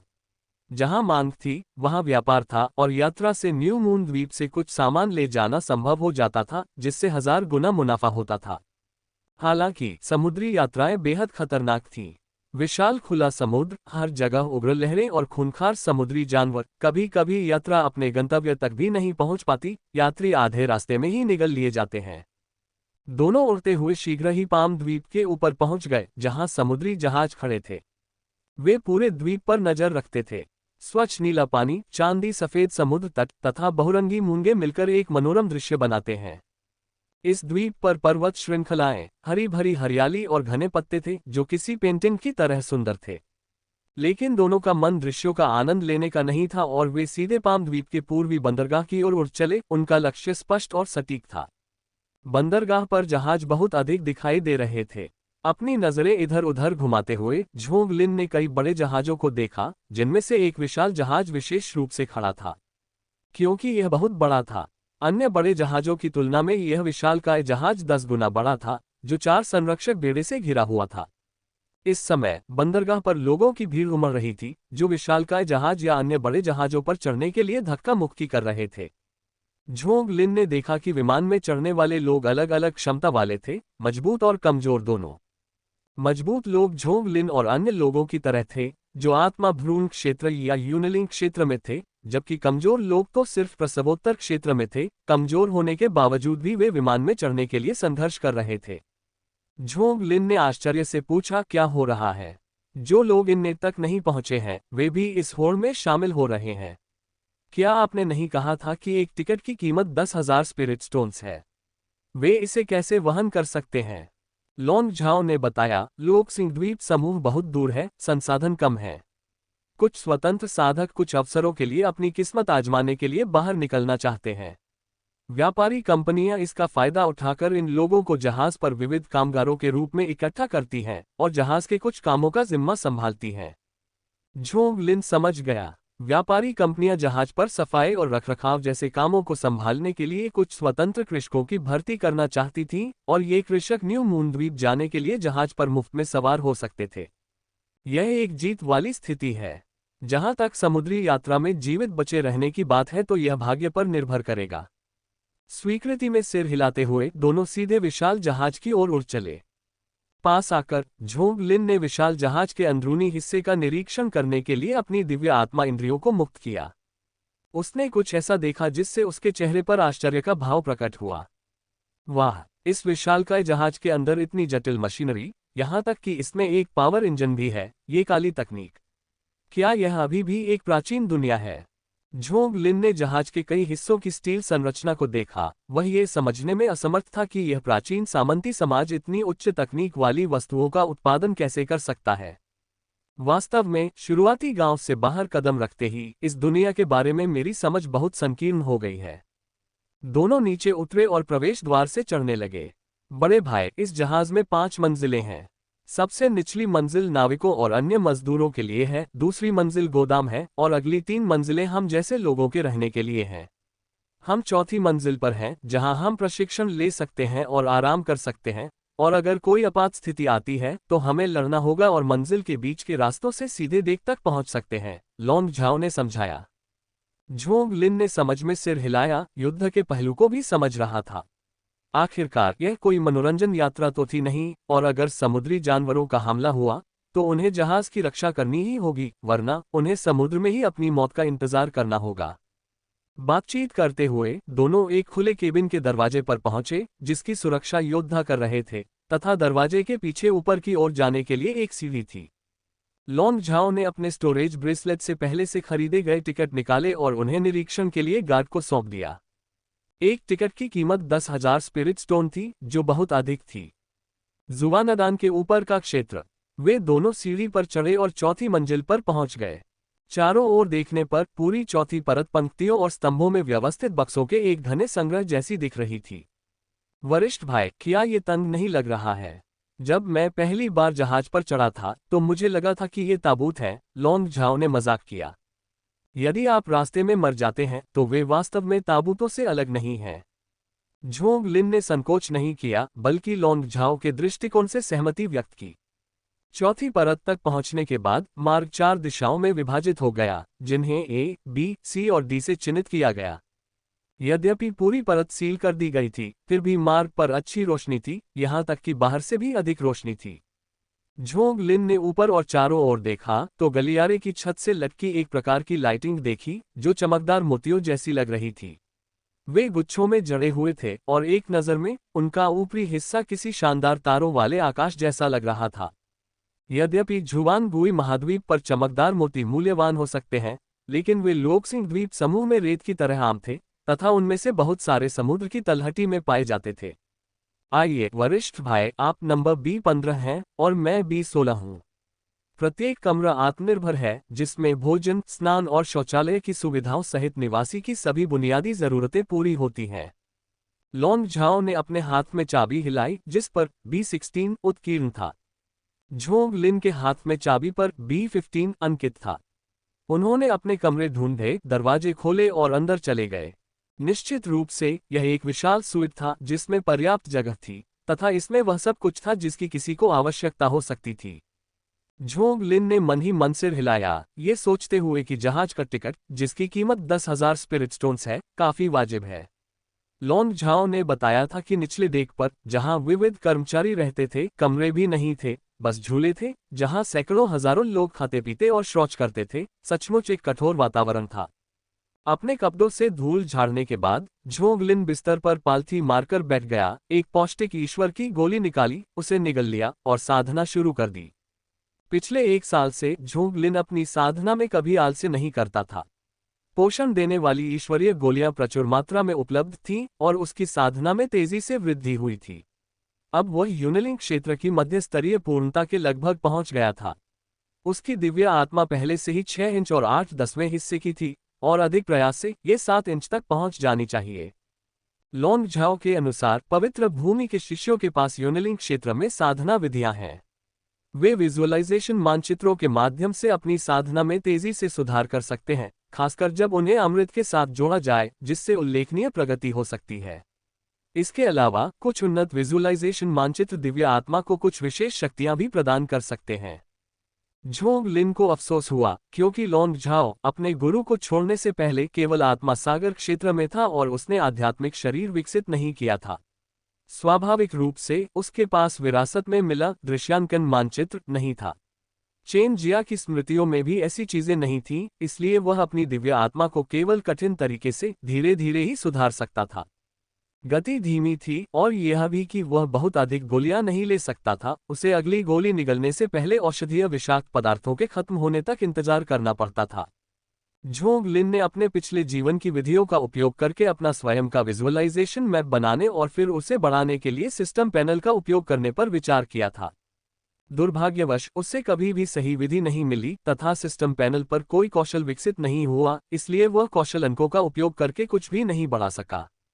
टूट टूट। झोंग लिन एक लंबे मधुर हॉर्न की आवाज से चौंककर जाग गया और जहाज हिलने लगा। विशाल जहाज रवाना हो रहा था। खिड़की से देखा जा सकता था कि जहाज को चारों ओर से गार्डियन बेड़े ने घेर रखा था, जो उसे समुद्र में ले जा रहा था। बेड़े की भूमिका दोहरी थी, समुद्री जानवरों को रोकना और वापसी यात्रा में न्यू मून द्वीप से माल का परिवहन करना। झोंग लिन दूर तक देखता रहा, चुपचाप अंतहीन सागर और पीछे दूर होते द्वीपों को देखता रहा। उसके दिल में प्रत्याशा की भावना बढ़ रही थी। यह उस समय की याद दिलाता है जब उन्होंने भविष्य के प्रति आशा और अज्ञात के प्रति चिंता से भरे हुए जुआनगुई महाद्वीप को छोड़कर लोकसिंग द्वीप समूह की ओर प्रस्थान किया था। अपने पिछले जीवन के उपन्यासों के अनुसार मैं मानचित्र बदल रहा हूं। झोंग लिन अपने होठों के कोने पर एक हल्की सी मुस्कान लाने से खुद को रोक नहीं सका। जुवानगुई महाद्वीप को शुरुआती गांव माना जा सकता है, जबकि लोकसिंग द्वीप पहले स्तर का नक्शा था और आगामी न्यू मून द्वीप दूसरे स्तर का नक्शा होगा। बिल्कुल खेल खेलने जैसा। टीएस झोंग लिन ने चुपके से शिकायत की, फिर बिस्तर पर लौट आया और साधना जारी रखी। मानचित्र का स्तर चाहे जो भी हो, ताकत हमेशा मौलिक होती है। निकटवर्ती समुद्री क्षेत्र शांत था, जहाज पर सब कुछ व्यवस्थित ढंग से चल रहा था और आकाश धीरे धीरे अंधकार में हो गया। दरवाजे पर दस्तक के साथ लोंग झाओ झोंग लिन के कमरे में दाखिल हुआ। वरिष्ठ भाई, आपको कैसा लग रहा है? इतना खराब भी नहीं। लोंग झाओ झोंग लिन के सामने बैठ गया, अपने स्टोरेज ब्रेसलेट से एक चाय का सेट निकाला और चाय बनाने लगा। कुछ ही देर में झोंग लिन के सामने खुशबूदार चाय का एक कप रख दिया गया। झोंग लिन ने बिना किसी हिचकिचाहट के चाय का कप उठाकर एक हल्का सा घूंट लिया। बुरा नहीं है, तुम्हारी चाय बनाने की कला निखर रही है। मुझे उम्मीद नहीं थी कि तुम्हारे जैसे हटे कट्टे इंसान का स्पर्श इतना नाजुक होगा। हे, मेरे गुरु को चाय बहुत पसंद थी, इसलिए मैंने समय के साथ इसे अपना लिया। इसके अलावा जहाज आधे साल तक चलेगा। रोजाना साधना के अलावा मैं इसका अभ्यास करने के लिए भी कुछ समय निकाल सकता हूँ, लोंग झाओ ने हंसते हुए कहा। आधा साल? हाँ, इसे तेज माना जाता है। ट्रांसमिशन एरे के बिना ये न्यू मून द्वीप तक पहुंचने का एकमात्र रास्ता है। जब तक कि आप जुवानदान को संघनित नहीं कर सकते, तब आपके पास समुद्र के पार उड़ान भरने की क्षमता होगी। एक जुवानदान है ना? जल्द ही। बेशक, अपनी छठी कक्षा की कीमियागिरी के कौशल से जुवानलिंग गुप्त क्षेत्र में प्रवेश किए बिना भी आप गैदरिंग टॉप पिल को परिष्कृत करने के लिए सभी सामग्रियां जल्दी से इकट्ठा कर लेंगे। एक बार जब आप इसे हासिल कर लेंगे तो जुवानदिन क्षेत्र तक पहुंचना आपकी पहुंच में होगा। लोंग झाओ का चेहरा उत्साह से भरा था। उसने हमेशा सोचा था कि उसका बड़ा भाई साधारण रूप से प्रतिभाशाली है और उसे उम्मीद नहीं थी कि वह भी रसायन विद्या में इतना माहिर होगा। न्यू मून द्वीप पर भी छठी कक्षा का कीमियागर एक उल्लेखनीय व्यक्ति था, जो इतनी तेजी से पैसा कमा रहा था कि मानो डकैती हो। नहीं, डकैती भी कीमियागर होने की बराबरी नहीं कर सकती। झोंग लिन ने अपना सिर हिलाया। एक निम्न श्रेणी का जुवानदान पर्याप्त नहीं है। उनके पास जो आधार था, उसके आधार पर यदि वे सफलता के लिए सीधे गैदरिंग टॉप पिल का सेवन करते, तो अधिक से अधिक वे 7वीं श्रेणी के जुआनदान को संघनित कर पाते, जो निम्न श्रेणी का होता। कई मार्शल कलाकारों के लिए वे निम्न या शीर्ष ग्रेड की परवाह नहीं करते। जब तक वे एक जुआनदान को संघनित कर सकते हैं, वे संतुष्ट रहेंगे। लेकिन झोंग लिन संतुष्ट नहीं था, ये जानते हुए कि जुवानदान का स्तर न केवल युद्ध शक्ति को प्रभावित करता है, बल्कि मार्शल आर्ट में भविष्य के मार्ग को भी प्रभावित करता है। जुवानदान क्षेत्र के बाद क्षेत्र को यिन यांग क्षेत्र कहा जाता है, जिसे पार करने के लिए स्वर्ग और पृथ्वी की यिन और यांग की शक्ति को अवशोषित करना आवश्यक है। इस शक्ति की भी श्रेणियां होती हैं, और निम्न श्रेणी का जुवानदान उच्च श्रेणी की यिन यांग शक्ति को सहन नहीं कर सकता। इससे एक दुष्चक्र निर्मित होता है, धीमी शुरुआत, धीमी गति। यदि आप जुवानदान क्षेत्र में कमजोर हैं, तो आप यिन यांग क्षेत्र में भी कमजोर होंगे। आगे के क्षेत्रों के बारे में बात करने की कोई आवश्यकता नहीं है, क्योंकि यिन यांग क्षेत्र ही सीमा है और उससे आगे बढ़ना असंभव है। लोंग झाओ ने सहमति में सिर हिलाया। वरिष्ठ भाई सही कह रहे हैं, एक निम्न श्रेणी का जुवानदान वास्तव में पर्याप्त नहीं है। आपकी प्रतिभा को देखते हुए ये कम से कम एक शीर्ष श्रेणी का जुवानदान होना चाहिए, भले ही वह शीर्ष में सर्वश्रेष्ठ हो। दिन पलक झपकते ही बीत गए। बेड़े ने पूर्व निर्धारित समुद्री मार्ग का अनुसरण करते हुए समुद्र पर अपनी यात्रा जारी रखी। झोंग लिन अपने कमरे में बैठा रहा, ऊब गया, कुछ भी नहीं कर रहा था, केवल साधना कर रहा था, इस यात्रा को एकांत विश्राम की तरह ले रहा था। झोंग लिन हालांकि अक्सर एकांत में रहता था, उसने कभी भी खुद को आधे साल से अधिक समय तक एकांत में नहीं रखा था, इसलिए इस बार वह इसे ठीक से आजमा सकता था। हालांकि लोंग झाओ अक्सर वहां आते रहते थे। इस समय तक वह यूनिलिंग क्षेत्र की पूर्णता तक पहुंच चुके थे और जब तक वह जुवानदान को संघनित नहीं कर लेते, तब तक आगे नहीं बढ़ सकते थे। कभी कभी जब मन करता तो वह सीधे झोंग लिन को टहलने के लिए डेक पर खींच लेता। 1 महीना बीत चुका था और विशाल जहाज गहरे समुद्र में प्रवेश कर चुका था। उस रात मौसम अचानक बदल गया और मूसलाधार बारिश होने लगी।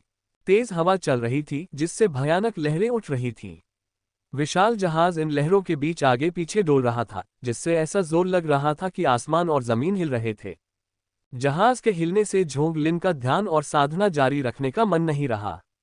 वह अपने कमरे से बाहर निकला और सीढ़ियों और गलियारों से होते हुए डेक पर पहुंचा।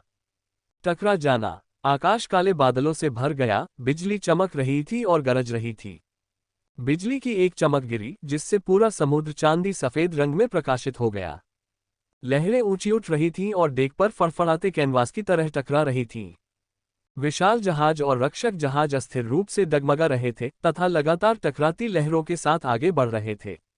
झोंग लिन डेक पर खड़ा असीम लहरों को सीधे निहार रहा था। उसकी आध्यात्मिक ऊर्जा स्वतः ही उसके शरीर के चारों ओर प्रवाहित हो रही थी। नीले प्रभामंडल बह रहे थे और उसकी आभा उसके चारों ओर अनंत जल आत्मा क्यूई के साथ गुंथी हुई थी, जिससे उसे लहरों के साथ एकाकार होने का एहसास हो रहा था।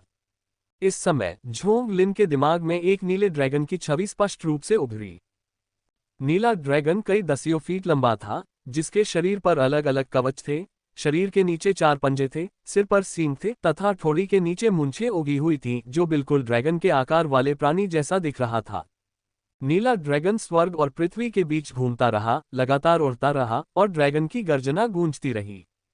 काले बादलों और गड़गड़ाहट के बीच वह रुक रुक कर दिखाई देता रहा। नीचे समुद्र में पानी के बवंडर लगातार उठते और गिरते रहे। थोड़ी देर बाद झोंग लिन ने धीरे से अपनी आंखें खोली। उसकी आंखों में एक नीली चमक चमक रही थी और जल्द ही वह शांत हो गया। क्या शानदार नीला ड्रैगन दमन सागर है! वास्तव में उच्च स्तरीय साधना तकनीकों का अध्ययन पंचतत्व मिश्रित सार कौशल को पूर्ण कर सकता है। केवल एक पृथ्वी स्तरीय नीला ड्रैगन सागर दमन शास्त्र ने पंचतत्व मिश्रित सार कौशल में महान प्रगति ला दी है, झोंग लिन ने मन ही मन सोचा। पंचतत्व मिश्रित सार कौशल झोंग लिन का एक व्यापक प्रयास था जो पंचतत्व घूर्णन पर आधारित था। इसकी अवधारणा तो महत्वाकांक्षी थी, लेकिन इसमें जीवंतता और भव्यता का अभाव था। अब समुद्र में अंतहीन तूफान का सामना करते हुए झोंग लिन को अप्रत्याशित रूप से जल अवधारणा का आभास हुआ, जिससे उसे पंचतत्व मिश्रित सार कौशल की गहरी समझ प्राप्त हुई। आध्यात्मिक उत्पत्ति का प्रचलन पहले की अपेक्षा अधिक तीव्र हो गया। धमाका! एक और विशाल लहर आई, जिसके साथ चीख पुकार मच गई। समुद्र का पानी वापस उछला और डेक साफ करने वाले कर्मचारियों को तुरंत बहा ले गया। कुछ लोग समुद्र में जा गिरे, जबकि कुछ डेक के मस्तूलों से जोर से टकराए और दर्द से कराहने लगे। हाँ, अचानक डेक पर पीली रोशनी चमकी और पीले वस्त्र पहने एक मध्यम आयु वर्ग का मार्शल आर्टिस्ट आगे बढ़ा। यह अधेड़ उम्र का आदमी, जिसका चेहरा सफेद था और दाढ़ी नहीं थी, मोटी भौहें और बड़ी आंखें थीं, उसने ऊंची लहरों का सामना किया। जब वह छलांग लगा रहा था तो उसके पैर की उंगलियां जमीन पर टकरा रही थीं। हवा में ही वह लहरों पर जोरदार प्रहार कर रहा था।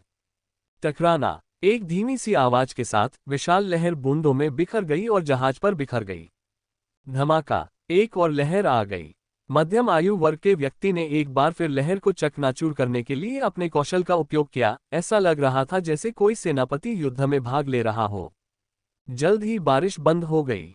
समुद्र ने धीरे धीरे अपना क्रोध शांत कर लिया। सब कुछ फिर से शांत हो गया।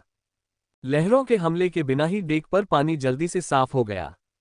डेक पर जमा पानी को शीघ्रता से साफ करना आवश्यक था, अन्यथा ये जहाज के ढांचे को नष्ट कर सकता था, जिससे विशाल जहाज का जीवनकाल प्रभावित हो सकता था। धन्यवाद वरिष्ठ। उपस्थित लोगों की भीड़ ने उस अधेड़ उम्र के व्यक्ति के प्रति कृतज्ञता से सिर झुकाया। उसके हस्तक्षेप के बिना हालांकि संकट पर काबू पाया जा सकता था, कुछ जाने जा सकती थी। मध्यम आयु वर्ग के व्यक्ति ने सिर हिलाया और कुछ नहीं कहा, बल्कि झोंग लिन की ओर देखने लगा। पहले की गई आपकी मदद के लिए धन्यवाद। सिर्फ उसने ही चाल नहीं चली, झोंग लिन ने भी इसमें हाथ बटाया। हालांकि उसकी तकनीकें बेहद सूक्ष्म थीं, जिससे कुछ लहरें उठने से पहले ही उन्हें दबा दिया गया। कोई बात नहीं, क्या मैं आपका नाम पूछ सकता हूँ? मैं चेन जियान हूँ। ओह, ये भाई चेन है। मैं झोंग लिन हूँ। झोंग लिन, ये नाम परिचित लगता है।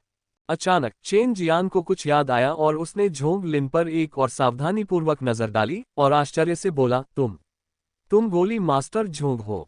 झोंग लिन मुस्कुराया और सिर हिलाया। यदि आप तलवार कड़ाही संप्रदाय से किसी की बात कर रहे हैं तो वह मैं हूँ।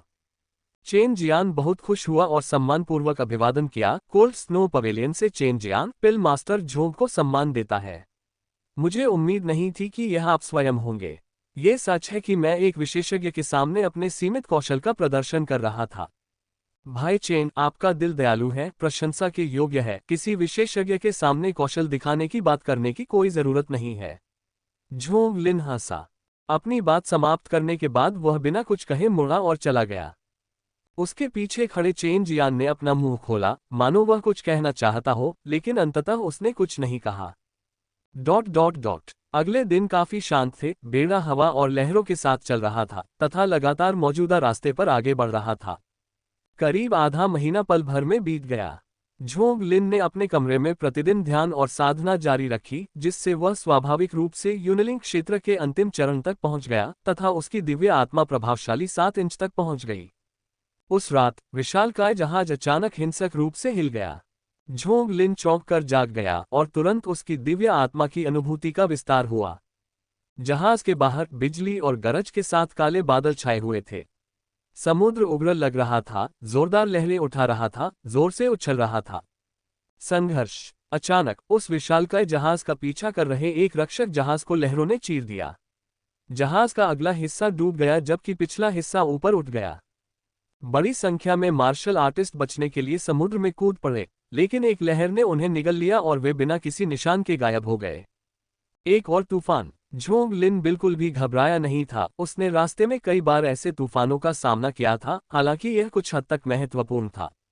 इसके अलावा झोंग लिन तूफान से प्रभावित मार्शल कलाकारों का एकमात्र समूह नहीं था। इसमें कोई आश्चर्य नहीं कि लोकसिंह द्वीप समूह के मार्शल कलाकार समुद्र में जाने के बजाय वहीं रहना पसंद करते हैं। यह अत्यधिक खतरनाक है। स्पिरिट सी रियल्म तक पहुंचे बिना, उड़ान भरने में सक्षम हुए बिना समुद्र में एक भी लहर के साथ जीवित रहने की लगभग कोई संभावना नहीं है। आह भरते हुए झोंग लिन ने अपनी आंखें फिर से बंद कर ली और ध्यान साधना पुनः शुरू कर दी। धप धप धप। जल्द ही दरवाजे पर अचानक दस्तक हुई। झोंग लिन ने अपनी भौहें थोड़ी सी सिकुड़ी, खड़ा हुआ और दरवाजा खोला। विशालकाय जहाज का एक मैनेजर दरवाजे पर खड़ा होकर जल्दी से बोला, वरिष्ठ महोदय, वेनेगार्ड बेड़े ने तत्काल बचाव अनुरोध भेजा है। वे सामने वाले समुद्री क्षेत्र में बड़े पैमाने पर समुद्री जानवरों के हमले की चपेट में हैं। हम आपकी सहायता का अनुरोध करते हैं। झोंग लिन के चेहरे पर कोई भाव नहीं रहा। उसने सिर हिलाया और बाहर निकल गया। झोंग लिन के जाने के बाद मैनेजर भी अन्य दरवाजे खटखटाने गया। मार्ग से होते हुए झोंग लिन शीघ्र ही डेक पर पहुंच गया। इस समय तक डेक पर काफी संख्या में लोग एकत्र हो चुके थे। समुद्री जानवरों से मुठभेड़। डेक पर पहले से ही काफी लोग इकट्ठे हो चुके थे, जिनका नेतृत्व एक मध्यम आयु वर्ग का व्यक्ति कर रहा था, जो दिखने में काफी सुंदर था और जिसकी पोशाक काफी शानदार थी। उन्होंने एक भव्य और शानदार मन के जटित महलनुमा पोशाक पहनी थी, जिसमें हल्की झील के रंग की चमक थी, जो उनके रहस्य और कुलीनता को उजागर कर रही थी। इस व्यक्ति का नाम वू जियांगई था, जो एक रक्षक मार्शल कलाकार था जिसे विशेष रूप से व्यापारी बेड़े द्वारा नियुक्त किया गया था तथा जिसकी साधना आत्मा भ्रूण क्षेत्र में थी। जैसे ही झोंग लिन प्रकट हुआ, लॉन्ग झाओ और चेन जियान ने तुरंत उसे घेर लिया। वरिष्ठ भाई, गोली मास्टर झोंग, आप आ गए हैं। पिछली बार से चेन जियान मूल रूप से हर दिन डेक पर ही रहता था ताकि उसे झोंग लिन से बात करने का एक और मौका मिल सके। उसने झोंग लिन से सीधे मिलने के बारे में सोचा था, लेकिन दरवाजे पर झिझक रहा था, कभी दस्तक देने की हिम्मत नहीं कर पाया। झोंग लिन ने उन दोनों की ओर सिर हिलाया, फिर अपनी नजर दूर समुद्र की ओर डाली। समूह ने कुछ क्षण तक प्रतीक्षा की जब तक कि सभी लोग उपस्थित नहीं हो गए। वो जियांगई भीड़ से बाहर निकली और सबके सामने बोलते हुए बोली, सभी, मोहरा बेड़ा खतरे में है, स्थिति गंभीर है। मुझे उम्मीद है कि सभी एकजुट होकर बचाव अभियान में मेरा साथ देंगे। जरूर, अगर विशाल जहाज क्षतिग्रस्त हो गया तो हम भी समुद्र में नष्ट हो जाएंगे। हम अपनी पूरी कोशिश करेंगे। भीड़ ने बनावटी गंभीरता से जवाब दिया। ठीक है, कृपया मेरे पीछे आओ। वो जियांगई ने हल्के से अपने पैर की उंगलियों को थपथपाया, जिससे सभी लोग हवा में उड़ गए और साथ में आगे की ओर उड़ने लगे। झोंग लिन भी आकाश में उड़ते हुए आगे बढ़ गया। उसके दोनों ओर लॉन्ग झाओ और चेन जियान उसके पीछे पीछे चल रहे थे। समूह तेजी से 20 मील से अधिक दूर तक उड़ गया। समुद्र की सतह विशाल थी, फिर भी वेनेगार्ड बेड़े का कोई संकेत नहीं था। फैल जाओ और खोज करो, वू जियांगई ने आदेश दिया। इसके बाद समूह में भगदड़ मच गई और वे 3 या 5 के समूहों में बंटकर अलग अलग दिशाओं में उड़ने लगे। चेन जियान और लॉन्ग झाओ झोंग लिन के साथ मजबूती से खड़े रहे और आगे की ओर उड़ते रहे। वे लगभग 30 मील आगे बढ़े, लेकिन विशाल समुद्र में उनका कोई निशान नहीं दिखा। यहाँ कुछ है। जल्द ही किसी ने एक शक्तिशाली बाघ की दहाड़ लगाई जो सभी दिशाओं में गूंज उठी। आवाज सुनते ही झोंगलिन तुरंत मुड़ा और अपनी बाईं ओर उड़ गया। कुछ ही देर में समूह पुनः एक स्थान पर एकत्रित हो गया। आगे देखने पर समुद्र में द्वीपीय चट्टानें दिखाई देने लगी और दूरी पर एक बड़ा द्वीप धुंध में डूबा हुआ दिखाई देने लगा। एक प्रायद्वीप। अपने सामने द्वीप देखकर झोंगलिन बेहद हैरान रह गया। महीनों से समुद्र में रहने के बाद, यात्रा शुरू करने के बाद यह उसका पहला द्वीप था।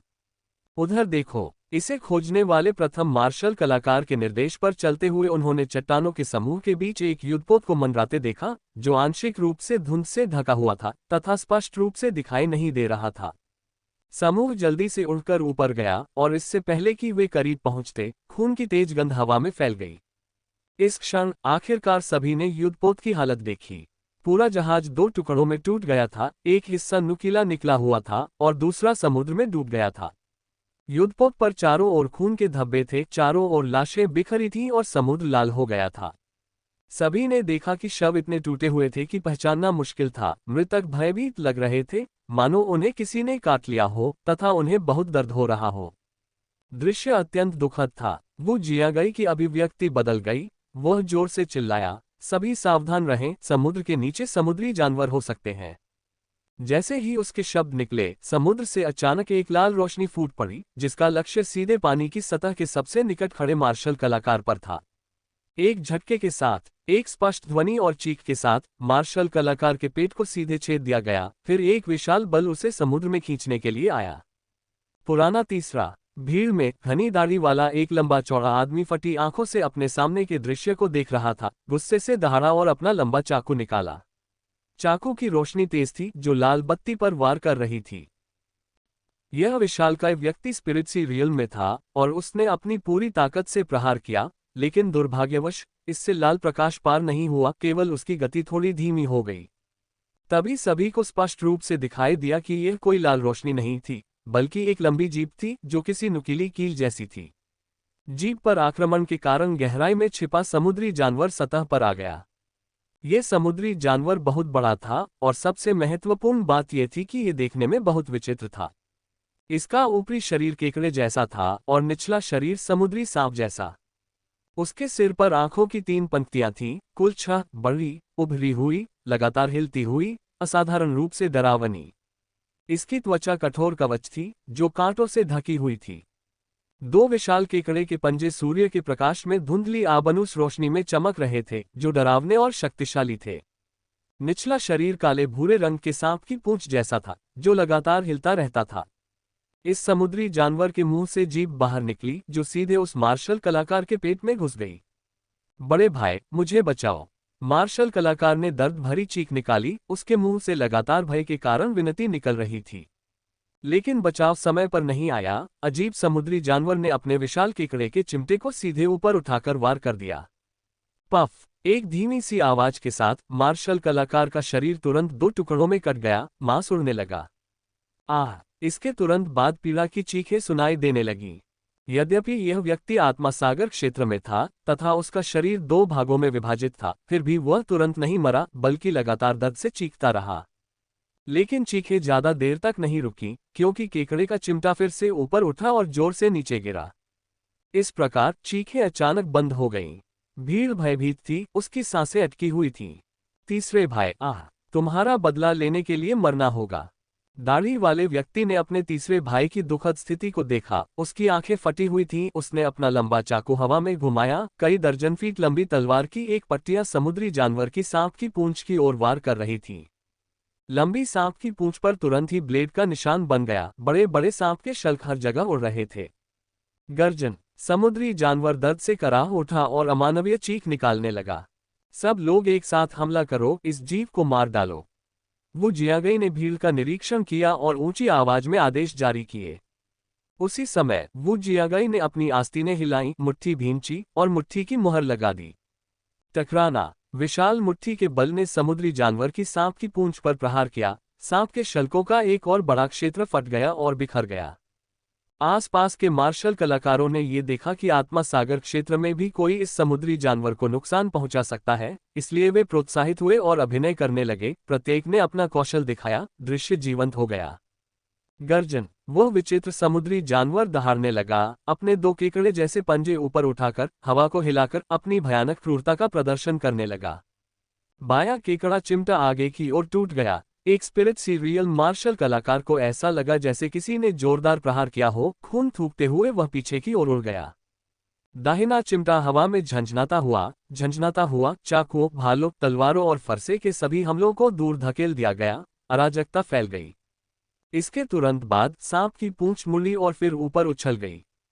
धम्मा। दो अन्य मार्शल कलाकार इसे सहन नहीं कर सके, कराह उठे और शान से आकाश में उड़ गए।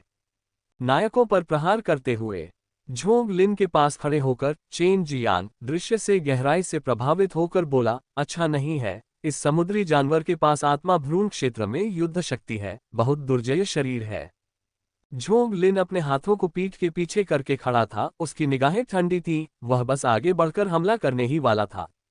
अचानक उसकी नजर धुंध से घिरे द्वीप की ओर मुड़ गई, उसकी निगाहें अप्रत्याशित रूप से टिमटिमा रही थीं। लॉन्ग झाओ, तुम कार्रवाई करो, इसे जल्दी खत्म करो। लॉन्ग झाओ ने सिर हिलाया, एक कदम बढ़ाया और एक पल में समुद्री जानवर के सिर के ऊपर दिखाई दिया, फिर नीचे मुक्का मारा। अजीब समुद्री जानवर ने बहुत तेजी से प्रतिक्रिया की, अपने केकड़े के पंजे को कैंची की तरह फैलाया, आगे की ओर वार किया, बिजली की तरह तेज, अविश्वसनीय रूप से तेज। रहस्यमय सैल्मन दानव मछली, पागल ड्रैगन पाम। लॉन्ग झाओ ने अपनी हथेली से विचित्र समुद्री जानवर के सिर पर प्रहार किया। उसकी हथेली पर एक नीला ड्रैगन का भूत धुंधला दिखाई दे रहा था। टकराना। एक धीमी आवाज के साथ लॉन्ग झाओ की हथेली सीधे समुद्री जानवर के सिर पर दब गई, जिससे एक खूनी छेद बन गया। गर्जन। विचित्र समुद्री जानवर दर्द से कराह उठा, पागलों की तरह संघर्ष करने लगा, लेकिन जल्द ही उसकी जीवन शक्ति खत्म हो गई। यद्यपि इस समुद्री जानवर का शारीरिक शरीर मजबूत था, लेकिन इसमें यूनेलिंग क्षेत्र के मार्शल आर्टिस्ट के खिलाफ प्रतिरोध करने की कोई शक्ति नहीं थी। यूनेलिंग क्षेत्र में एक मार्शल आर्टिस्ट ने पहले ही आत्मा महल खोल दिया है, दिव्य आत्मा का पोषण कर रहा है और हर चाल में आत्मा की शक्ति साथ दे रहा है। जब तक कि वह समान स्तर का मार्शल आर्टिस्ट न हो या आत्मा रक्षा आध्यात्मिक कलाकृति न हो, यह एक पिता द्वारा अपने बेटे से लड़ने जैसा है और उसे वापस लड़ने का कोई मौका नहीं देता। आश्चर्यजनक, ये एक यूनेलिंग रियल मार्शल आर्टिस्ट है। मैंने कभी उम्मीद नहीं की थी कि जहाज पर एक यूनेलिंग रियल मार्शल आर्टिस्ट होगा, ये बहुत अच्छी बात है। यूनेलिंग रियल मार्शल आर्टिस्ट के साथ न्यू मून द्वीप की यह यात्रा सुरक्षित है। हर कोई बहुत हैरान था, उनके चेहरे पर अनायास ही विस्मय के भाव दिखाई दे रहे थे। शक्ति सम्मान का आदेश देती है। जब तक आपकी शक्ति पर्याप्त मजबूत है, तब तक आपको भगवान की तरह सम्मान दिया जा सकता है। वू जियागई ने लॉन्ग झाओ को जलती हुई निगाहों से देखा, वह दबे पांव उसके पास जाने के लिए तैयार थी। टकरा जाना। शांत समुद्र की सतह अचानक लहरों से हिल उठी और दूर स्थित कोहरे से ढके द्वीप पर हवा के तेज झोंके उठने लगे। स्विश। अचानक एक घना काला बादल आया, जिसके साथ एक बदबू भी थी। वह क्या है? सभी ने असमंजस में काले बादल को देखा, फिर तुरंत उन्हें एहसास हुआ कि यह बादल नहीं बल्कि पंखों वाली अजीब मछलियों का झुंड था। वो जियागई ने अपनी आंखें थोड़ी सी कुंडी, लेकिन फिर उसका चेहरा नाटकीय रूप से बदल गया। वह जोर से चिल्लाए, नहीं, ये 6 आंखों वाली उड़ने वाली मछली है, सभी सावधान रहें। टकरा जाना। काला बादल आखिरकार पास आ गया, जिसे काला बादल कहा जा रहा था। वह पंखों वाली अजीब मछलियों का एक झुंड निकला, जो बैरल के आकार की थीं, जिनकी लंबी सख्त चोंचें झिलमिलाते तीरों जैसी थीं। उनके माथे पर आंखों की 2 पंक्तियां थीं, जो बेतहाशा घूम रही थीं, और बड़े पंख थे जो उन्हें कम दूरी तक उड़ने में सक्षम बनाते थे। ये समुद्री जीव हैं जिन्हें 6 आंखों वाली उड़ने वाली मछली के नाम से जाना जाता है। यह एक प्रकार की मछली है जो समुद्र में रहती है, लेकिन थोड़े समय के लिए उड़ भी सकती है। उनकी शक्ति मजबूत नहीं है, यहाँ तक कि आध्यात्मिक मूल क्षेत्र मार्शल कलाकार भी उन्हें आसानी से मार सकते हैं। हालांकि ये जीव सामुदायिक हैं, जब भी ये प्रकट होते हैं, इनकी संख्या हजारों, लाखों, यहाँ तक कि लाखों में भी हो सकती है। वे जहाँ भी जाते हैं, सभी जीवित प्राणियों का बेतहाशा शिकार करते हैं। यहाँ तक कि spirit embryo real martial artist भी उनसे बचते हैं, क्योंकि उनकी संख्या बहुत ज्यादा है। तैयारी करो, तैयारी करो, वो जियांगी जोर से चिल्लाया। उसके साथ आए कई मार्शल आर्टिस्ट 6 आंखों वाली उड़ने वाली मछली की कुख्याति से अच्छी तरह परिचित थे और उन्होंने बिना किसी हिचकिचाहट के तेजी से हमला कर दिया। लॉन्ग झाओ का शरीर थोड़ा कांप उठा और रहस्यमय आकाश छड़ी, जो हमेशा उसकी पीठ पर काले कपड़े में लिपटी रहती थी, उसके हाथ में आ गिरी। लंबी छड़ी उस पार चली गई। धमाका, लगातार धमाके हुए, भयंकर हवा चली और आदिकालीन क्यूई भड़क उठी। मिस्टिक स्काई स्टिक, जो एक डार्क लेवल हथियार होने के योग्य है, लॉन्ग झाओ द्वारा इस्तेमाल किए जाने पर भी भयानक शक्ति को उजागर कर सकता है। एक छड़ी के प्रहार से आसपास की हवा की धाराएं तुरंत बिखर गईं, उसकी छड़ी से लहरें फैल गईं, जिससे राक्षसी लहरें उठीं। इस उछाल के तहत पास आ रही 6 आंखों वाली उड़ने वाली मछलियां फट गईं, उनका नीला खून आसमान से बरसने लगा। इस समय चेन जियान ने भी अपने भंडारण टैटू से एक लंबा ब्लेड निकाला और क्षैतिज रूप से काट दिया। तुम कचरा हो, अंतहीन क्रूरता से भरी एक आवाज गर्जना की तरह गूंज उठी। वू वू वू, ध्वनि की गड़गड़ाहट गूंज उठी, हवा फट गई। बम बम बम, ब्लेड की रोशनी में पास आ रही सभी 6 आंखों वाली उड़ने वाली मछलियां एक एक करके फट गईं। अन्य मार्शल कलाकारों ने भी अपनी तकनीक का प्रदर्शन किया और 6 आंखों वाली उड़ती मछली पर उन्मत्ततापूर्वक हमला किया। वो जियागई का चेहरा बेहद गंभीर था। ये कैसे हो सकता है? मैंने इस समुद्री मार्ग से कई बार यात्रा की है, लेकिन 6 आंखों वाली उड़ने वाली मछलियों के इतने बड़े झुंड का सामना नहीं किया। सब लोग अपना पूरा जोर लगा दो, इन भूतिया चीजों को बेड़े के पास न आने दो, वरना अगर जहाज क्षतिग्रस्त हो गए तो हम समुद्र में मरने के लिए छोड़ दिए जाएंगे। वाह वाह वाह वाह वाह वाह! अचानक दूर से किसी रोते हुए शिशु की तरह रोने की आवाजें आने लगीं। पहले से ही हताश 6 आंखों वाली उड़ने वाली मछलियां इस आवाज से और भी ज्यादा उन्मत्त हो गईं। उनकी 6 आंखें खून से लाल हो गईं और उन्होंने मार्शल आर्टिस्टों पर आत्मघाती हमले शुरू कर दिए। 6 आंखों वाली उड़ने वाली मछली का सबसे मजबूत हिस्सा उसकी लंबी चोंच होती है। इस आत्मघाती हमले में कई मार्शल आर्टिस्टों की सुरक्षा व्यवस्था तीरों की तरह टूट गई, जिससे तुरंत अफरा तफरी मच गई। रक्षा की तैयारी करते हुए वो जिया गए शिशु सी रोने की आवाज सुनकर सिहर उठी, उसका शरीर अकड़कर द्वीप की ओर मुड़ गया। उसका चेहरा बेहद पीला पड़ गया और उसके दिल में डर भर गया। ये खत्म हो गया, ये चीज यहाँ कैसे आ सकती है? ये तो साफ तौर पर पहले ही जा चुकी थी। लॉन्ग झाओ ने अधीरता से वो जियागई को घूरते हुए ठंडे स्वर में कहा, समझाओ क्या बात है? ये युगुई दानव मछली है। जैसे ही उसके शब्द निकले, एक छोटे पहाड़ के आकार का जानवर द्वीप से रेंगता हुआ बाहर आया। ये जानवर पूरी तरह से काले भूरे रंग का था, इसकी पीठ गांठदार थी, शल्क बाहर निकले हुए थे तथा सिर से लेकर पूंछ तक ये बहुत मोटा था। इसके 4 अंक थे और जब ये चलता था तो पूरा द्वीप लगातार हिलता था, जिससे समुद्र में कंपन होता था और लहरें उठती थीं। इस समुद्री जानवर के मुंह से रोते हुए शिशु जैसी चीख निकली। ये युगुई दानव मछली है, जो एक अत्यंत भयानक समुद्री जानवर है, जिसकी शक्ति जुबानदान क्षेत्र के मार्शल कलाकार के बराबर है। युगुई दानव मछली की पूंछ ने तुरंत ही अंतहीन समुद्री लहरें उठा दी। अपने भद्दे और विशाल स्वरूप के बावजूद इसकी गति आश्चर्यजनक रूप से तेज थी, जो शून्य में विस्फोटक ध्वनि उत्पन्न करती थी। जल्दी चकमा, वो जियांगी डर के मारे चिल्लाया। लेकिन बहुत देर हो चुकी थी। उन मार्शल कलाकारों को, जिनकी पूंछ पकड़ी गई थी, तथा साथ में 6 आंखों वाली उड़ने वाली मछली को आकाश में खून के धुंध में तब्दील होने से पहले चीखने का भी समय नहीं मिला।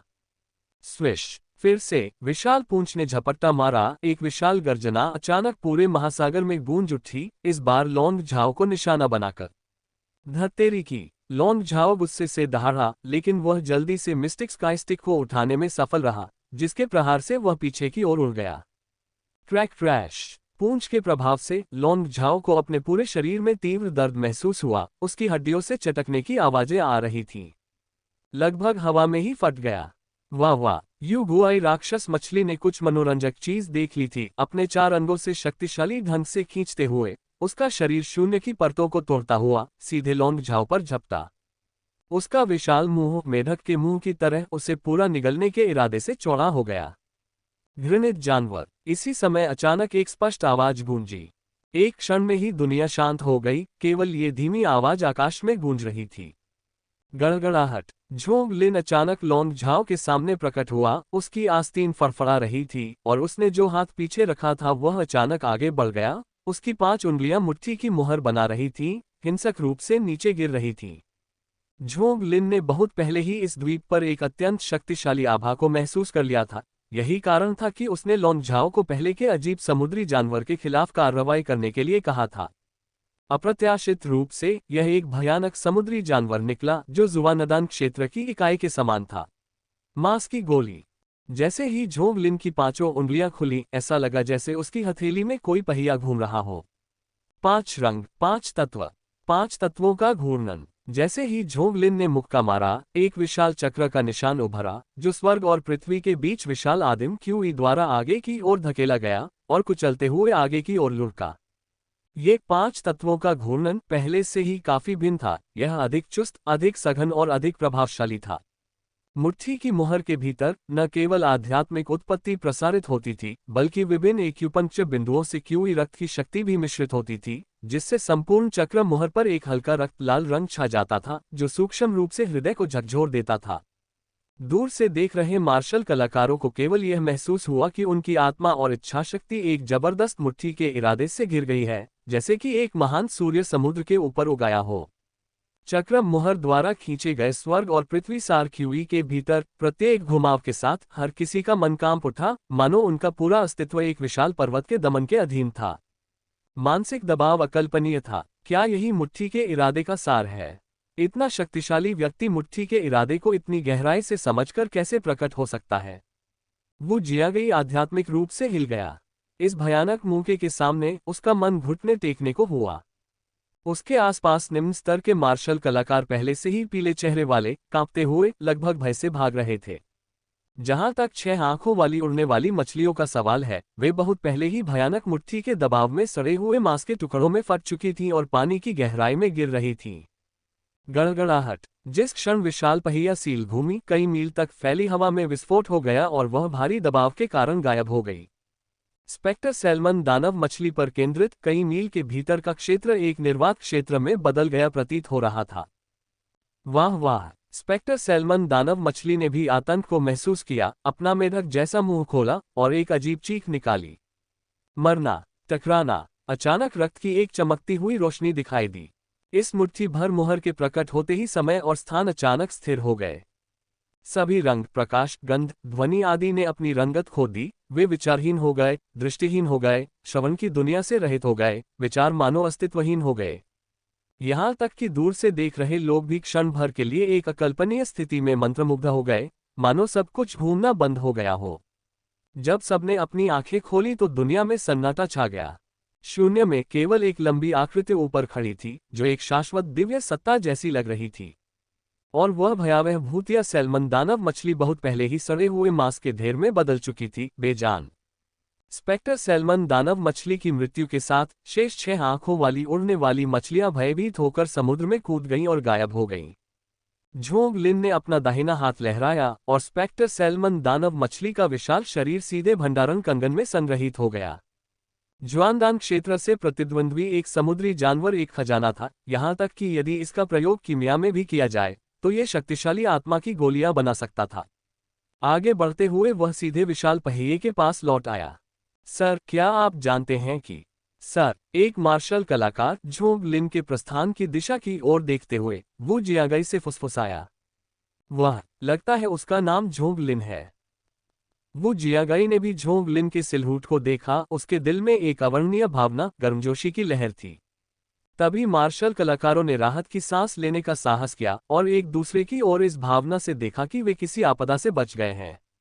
मार्शल कलाकारों के लिए एक विस्मयकारी दृश्य, जिन्होंने पहले कभी लोकसिंह द्वीप से आगे कदम नहीं रखा था। एक युवा एक ज्वानदान श्रेणी के आत्मीय आत्मा सैल्मन दानव मछली को एक ही मुक्का से कुचल रहा है। झोंग लिन, ये नाम उनके दिलों में हमेशा के लिए अविस्मरणीय रूप से अंकित हो गया। ... कमरे के अंदर झोंग लिन बिस्तर पर पालथी मारकर बैठा था। आध्यात्मिक कलाकृति भट्ठी को बहुत पहले ही बाहर निकाल लिया गया था, जो भयंकर रूप से जल रही थी, और भट्ठी के भीतर भूत सैल्मन दानव मछली का जीवन सार धीरे धीरे परिष्कृत हो रहा था। विभिन्न प्रकार की आध्यात्मिक घास और आध्यात्मिक औषधियों को भंडारण कंगन से निकाला गया और उसमें डाल दिया गया, तथा उन्हें अत्यधिक जटिल शोधन प्रक्रियाओं की एक श्रृंखला से गुजारा गया, तथा अंततः उन्हें अनेक मास रंग की अमृत गोलियों में परिवर्तित कर दिया गया। वरिष्ठ भाई लोंग झाओ ने दरवाजा खोला। उसके चेहरे पर उत्सुकता भरी उत्सुकता थी। झोंग लिन ने उस समय भट्ठी का ढक्कन खोला। उसकी आस्तीन की एक लहर से अनगिनत मास अमृत बाहर उड़ गए, जिनकी संख्या कुल मिलाकर 1000 थी। लॉन्ग झाओ ने इन चीजों को अजीब तरह से देखा जो आंशिक रूप से अमृत और आंशिक रूप से सामान्य मीटबॉल लग रहे थे। सबसे खास बात यह थी कि इनसे निकलने वाली गंध से उसे भूख लग रही थी। वरिष्ठ भाई, ये क्या चीजें हैं? मांस अमृत मुख्य रूप से स्पेक्टर सैल्मन दानव मछली के मांस का उपयोग करते हुए विभिन्न आध्यात्मिक दवाओं के साथ पूरक क्यूई रक्त को बढ़ाने और ऊर्जा को बहाल करने के लिए तैयार किया गया। एक बार कोशिश करें। झोंग लिन के चेहरे पर एक बड़ी मुस्कान थी। वह इन मांस अमृतों से स्पष्ट रूप से संतुष्ट था। उसकी उंगली के एक झटके से मांस का एक अमृत लॉन्ग झाओ के हाथ में उड़ गया। लॉन्ग झाओ ने सहज रूप से उसे चुटकी में पकड़ लिया। वह मुलायम और लचीला था, जिसमें मांस की गंध थी जो स्पिरिट की गोलियों में नहीं पाई जाती। इसमें कोई संदेह नहीं कि लॉन्ग झाओ ने मांस अमृत को पूरा निगल लिया। स्पिरिट की गोली के विपरीत, जो जीभ पर तुरंत पिघल जाती है, इसे चबाने की जरूरत होती है तथा इसमें मांस के रेशों की विशिष्ट खुरदरी बनावट होती है। एक मांस अमृत निगलने के साथ ही लॉन्ग झाओ की आंखें चमक उठीं।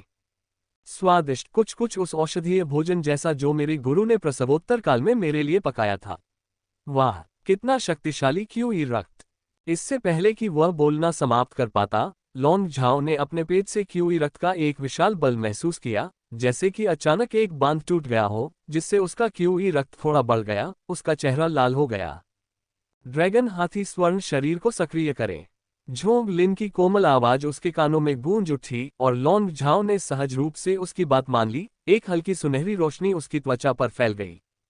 थोड़ी देर बाद लॉन्ग झाओ ने धीरे से अपनी आंखें खोली, प्रसन्न होकर। वरिष्ठ भाई, यह मांस अमृत वास्तव में ड्रैगन हाथी स्वर्ण शरीर की साधना में सहायता करता है।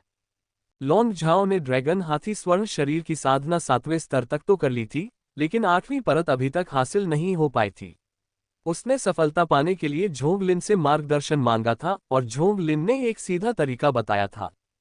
फिर भी जब उसने सुना कि इस विधि में स्वयं को भट्ठी में डालकर शुद्ध करना शामिल है, तो वह भयभीत होकर चुप हो गया। यद्यपि वह जानता था कि उसका बड़ा भाई उसे धोखा नहीं देगा, फिर भी आध्यात्मिक आग को सहने के विचार से, जो भट्टी के अंदर की सामान्य लपटों से कहीं अधिक भयावह थी, उसका चेहरा पीला पड़ गया। थोड़ी सी भी दुर्घटना उसे सचमुच एक गोली में बदल सकती थी। इस प्रकार उन्होंने झोंग लिन की विधि का उपयोग करने का विचार त्याग दिया तथा इसके बजाय धीरे धीरे साधना करने का विकल्प चुना।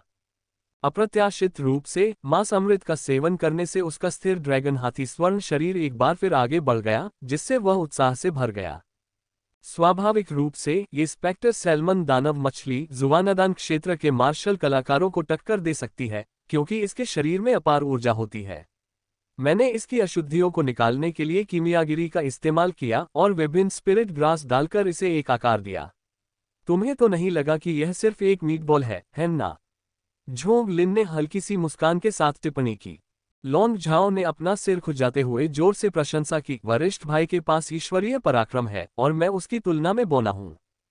लॉन्ग झाओ की आंखें भट्ठी पर टिकी हुई थीं, उत्सुकता से भरी हुई। अच्छा वरिष्ठ भाई, क्या आप इस पर विचार करेंगे? झोंग लिन ने अपनी आस्तीन फड़फड़ाई, जिससे कई सौ मांस अमृत उड़े। लॉन्ग झाओ ने जल्दी से उन्हें पकड़ लिया। उन्हें नुकसान पहुंचाने के डर से आध्यात्मिक मूल का उपयोग करने से डरते थे। ये मांस अमृत तुम्हें 8वीं परत तक पहुंचने के लिए पर्याप्त होंगे। धन्यवाद वरिष्ठ भाई। न्यू मून द्वीप। पलक झपकते ही 2 महीने और बीत गए। लगातार 2 अनुरक्षक जहाजों के नष्ट हो जाने के बावजूद विशाल जहाज ने बिना अधिक प्रभाव डाले अपनी यात्रा जारी रखी। केवल 2 अनुरक्षक जहाजों को खोना एक छोटी सी बात थी। इन 2 महीनों की यात्रा खतरों, हवा और बारिश, कठिनाइयों और परेशानियों से भरी हुई थी, जो कि कल्पना की गई सुगम यात्रा से कोसों दूर थी। इससे झोंग लिन को जुवानगुई महाद्वीप पर चेनजिया से मिलने और ट्रांसमिशन एरे के माध्यम से लोकसिंग द्वीप तक पहुंचने के लिए बहुत आभार महसूस हुआ। यदि वह उस समय अपनी आध्यात्मिक मूल क्षेत्र साधना के साथ नाव द्वारा समुद्र में निकल जाता, तो परिणाम अकल्पनीय होता। इसमें कोई आश्चर्य की बात नहीं होती यदि वह आधे रास्ते से जीवित वापस न आ पाता। आज शाम को तापमान अचानक गिर गया। वाह वाह! आकाश घने बादलों से घिर गया और शीघ्र ही भारी बर्फ गिरने लगी, जो आकाश से गिरे टूटे हुए जेट की तरह लहरा रही थी और असीम समुद्र को ढक रही थी। डेक पर शीघ्र ही शुद्ध बर्फ की एक मोटी परत जम गई, जो चांदी की चादर जैसी थी। ठंड हर जगह फैल गई और केबिन के अंदर दीवारों पर पानी की मोती के आकार की बूंदें जम गईं। पापा! पानी की एक बूंद गिरी और जैसे ही वह झोंग लिन की भौहों के बीच गिरने वाली थी, उसने साधना के दौरान अचानक अपनी आंखें खोल दी। जल्दी से आना, एक तीखी आवाज के साथ पानी की बूंद फट गई। झोंग लिन ने अपने आसपास का निरीक्षण किया। पूरा कमरा दमघोंटू ठंडे, नम, ऑक्सीजन रहित वातावरण से भरा हुआ था। अपनी दिव्य आत्मा की अनुभूति को मुक्त करते हुए उसने अपनी भौहों को हल्के से सिकोड़ा। आज बर्फ गिर रही है। झोंग लिन धीरे से उठा, दरवाजा खोला और बाहर चला गया। संयोगवश बाहर गलियारे में सफेद दाढ़ी वाला एक बूढ़ा आदमी अभी अभी बाहर निकला था। झोंग लिन को देखते ही सफेद दाढ़ी वाले बूढ़े व्यक्ति ने जल्दी से सम्मान के साथ झुककर कहा, नमस्कार मास्टर झोंग। यह आदमी भी उन लोगों में से था जिन्होंने कुछ दिन पहले 6 आंखों वाली उड़न मछली से लड़ाई लड़ी थी और झोंग लिन का पराक्रम देखा था। स्वाभाविक रूप से इतने दुर्जय व्यक्ति के सामने वह कोई लापरवाही नहीं बरतता। झोंग लिन ने सिर हिलाया और चलना जारी रखा, जबकि सफेद दाढ़ी वाला बूढ़ा आदमी जल्दी से एक तरफ हट गया, जिससे झोंग लिन को पहले आगे बढ़ने का रास्ता मिल गया। मार्शल आर्टिस्टों की दुनिया में बूढ़ों के लिए सम्मान और युवाओं के लिए प्यार नहीं था, ताकत ही सर्वोपरि थी। इसके अलावा युवा दिखने का मतलब जरूरी नहीं कि जवानी हो, ये किसी बूढ़े राक्षस का भी हो सकता है जो सैकड़ों या हजारों वर्षों से जीवित था। गलियारे से बाहर निकलकर डेक पर कदम रखते हुए उसने चारों ओर नजर दौड़ाई। हंस के पंख जैसी बर्फ ने आकाश और पृथ्वी को ढक रखा था, जो किसी पेंटिंग की तरह सुंदर थी। ठंडी हवा चल रही थी, हड्डियों तक ठंडक पहुंचा रही थी। झोंग लिन ने सफेद हवा की एक सांस छोड़ी, यह आकलन करते हुए कि तापमान निश्चित रूप से 20 डिग्री सेल्सियस से नीचे गिर गया था। और जैसे जैसे वे आगे बढ़ते गए, ठंड बढ़ती गई, मानो आगे समुद्र बहुत ही भयंकर रूप से ठंडा हो। गोली मास्टर झोंग। कुछ ही दूरी से एक व्यक्ति तेजी से पास आया, उसकी आवाज में आश्चर्य का भाव था। चेन जियान। ये वास्तव में चेन जियान था। झोंग लिन को आश्चर्य नहीं हुआ। आखिरकार जब भी वह डेक पर आता था, चेन जियान हमेशा वह पहला व्यक्ति होता था जिससे उसका सामना होता था। गोली मास्टर झोंग, आप बाहर आ गए हैं। हाँ, स्थिरता में गति की लालसा, यहाँ क्या हो रहा है? चेन जियान ने बताया, बेड़े को ठंडी धारा का सामना करना पड़ा और समुद्री पानी जम गया। झोंग लिन ने यह भी देखा कि बर्फीले तापमान ने समुद्री जल को बर्फ की मोटी, अंतहीन परत में बदल दिया था। 1000 मील तक बर्फ जमी हुई है। Track track. विशालकाय जहाज आगे बढ़ता रहा और जल्द ही विशाल बर्फ की परत से टकरा गया, जिससे बर्फ टूटने की तेज आवाजें उत्पन्न हुई। सौभाग्य से विशाल जहाज का अधिकांश भाग स्टील से बना था, अन्यथा इतनी मोटी बर्फ से टकराने से दबाव पड़ना स्वाभाविक था। ये तो बताने की आवश्यकता ही नहीं है कि जहाज की गति बहुत कम हो गई, जिससे आगे बढ़ना बहुत कठिन हो गया। कुछ ही समय में पूरे बेड़े को रुकने पर मजबूर होना पड़ा, आगे बढ़ना लगभग असंभव हो गया। ऐसा लगता है कि हमें आगे का रास्ता साफ करने के लिए एक बर्फ तोड़ने वाली टीम को इकट्ठा करने की जरूरत है, झोंग लिन ने भौहें चढ़ाईं। आधी हकीकत। जल्द ही वू जियागई भी डेक पर प्रकट हुए और उन्होंने कई मार्शल कलाकारों को बारी बारी से बर्फ तोड़ने का आदेश दिया। जहां तक झोंग लिन का प्रश्न है, वह आराम से डेक पर खड़ा होकर दूसरों को उत्साहपूर्वक बर्फ तोड़ते हुए देख रहा था। समुद्री जानवरों के साथ अंतिम लड़ाई के बाद विशाल जहाज के काफिले के प्रभारी व्यक्ति ने पहले ही 10,000 स्पिरिट स्टोन टिकट का किराया सम्मानपूर्वक वापस कर दिया था और उसमें 10 गुना अधिक किराया जोड़ दिया था। जाहिर है कि वह संकट के समय में हस्तक्षेप की उम्मीद कर रहा था। इस प्रकार ये कहने की आवश्यकता नहीं थी कि बर्फ तोड़ने जैसा तुच्छ कार्य झोंग लिन को नहीं सौंपा जाएगा। जब मार्शल कलाकार अपने कौशल का प्रदर्शन कर रहे थे, तो लगातार गड़गड़ाहट की आवाजें गूंज रही थीं। वे बर्फ की परत पर तेजी से हमला कर रहे थे, जिससे बलपूर्वक 100 मीटर चौड़ा जलमार्ग बन रहा था। डेक से कुछ देर तक देखने के बाद झोंग लिन अपने कमरे में लौट आया। वहां देखने के लिए ज्यादा कुछ नहीं था, ये सिर्फ नीरस समुद्र से एक अलग तरह के दृश्य का बदलाव था। अब उसकी सबसे बड़ी इच्छा न्यू मून द्वीप पर जल्दी पहुंचने की थी।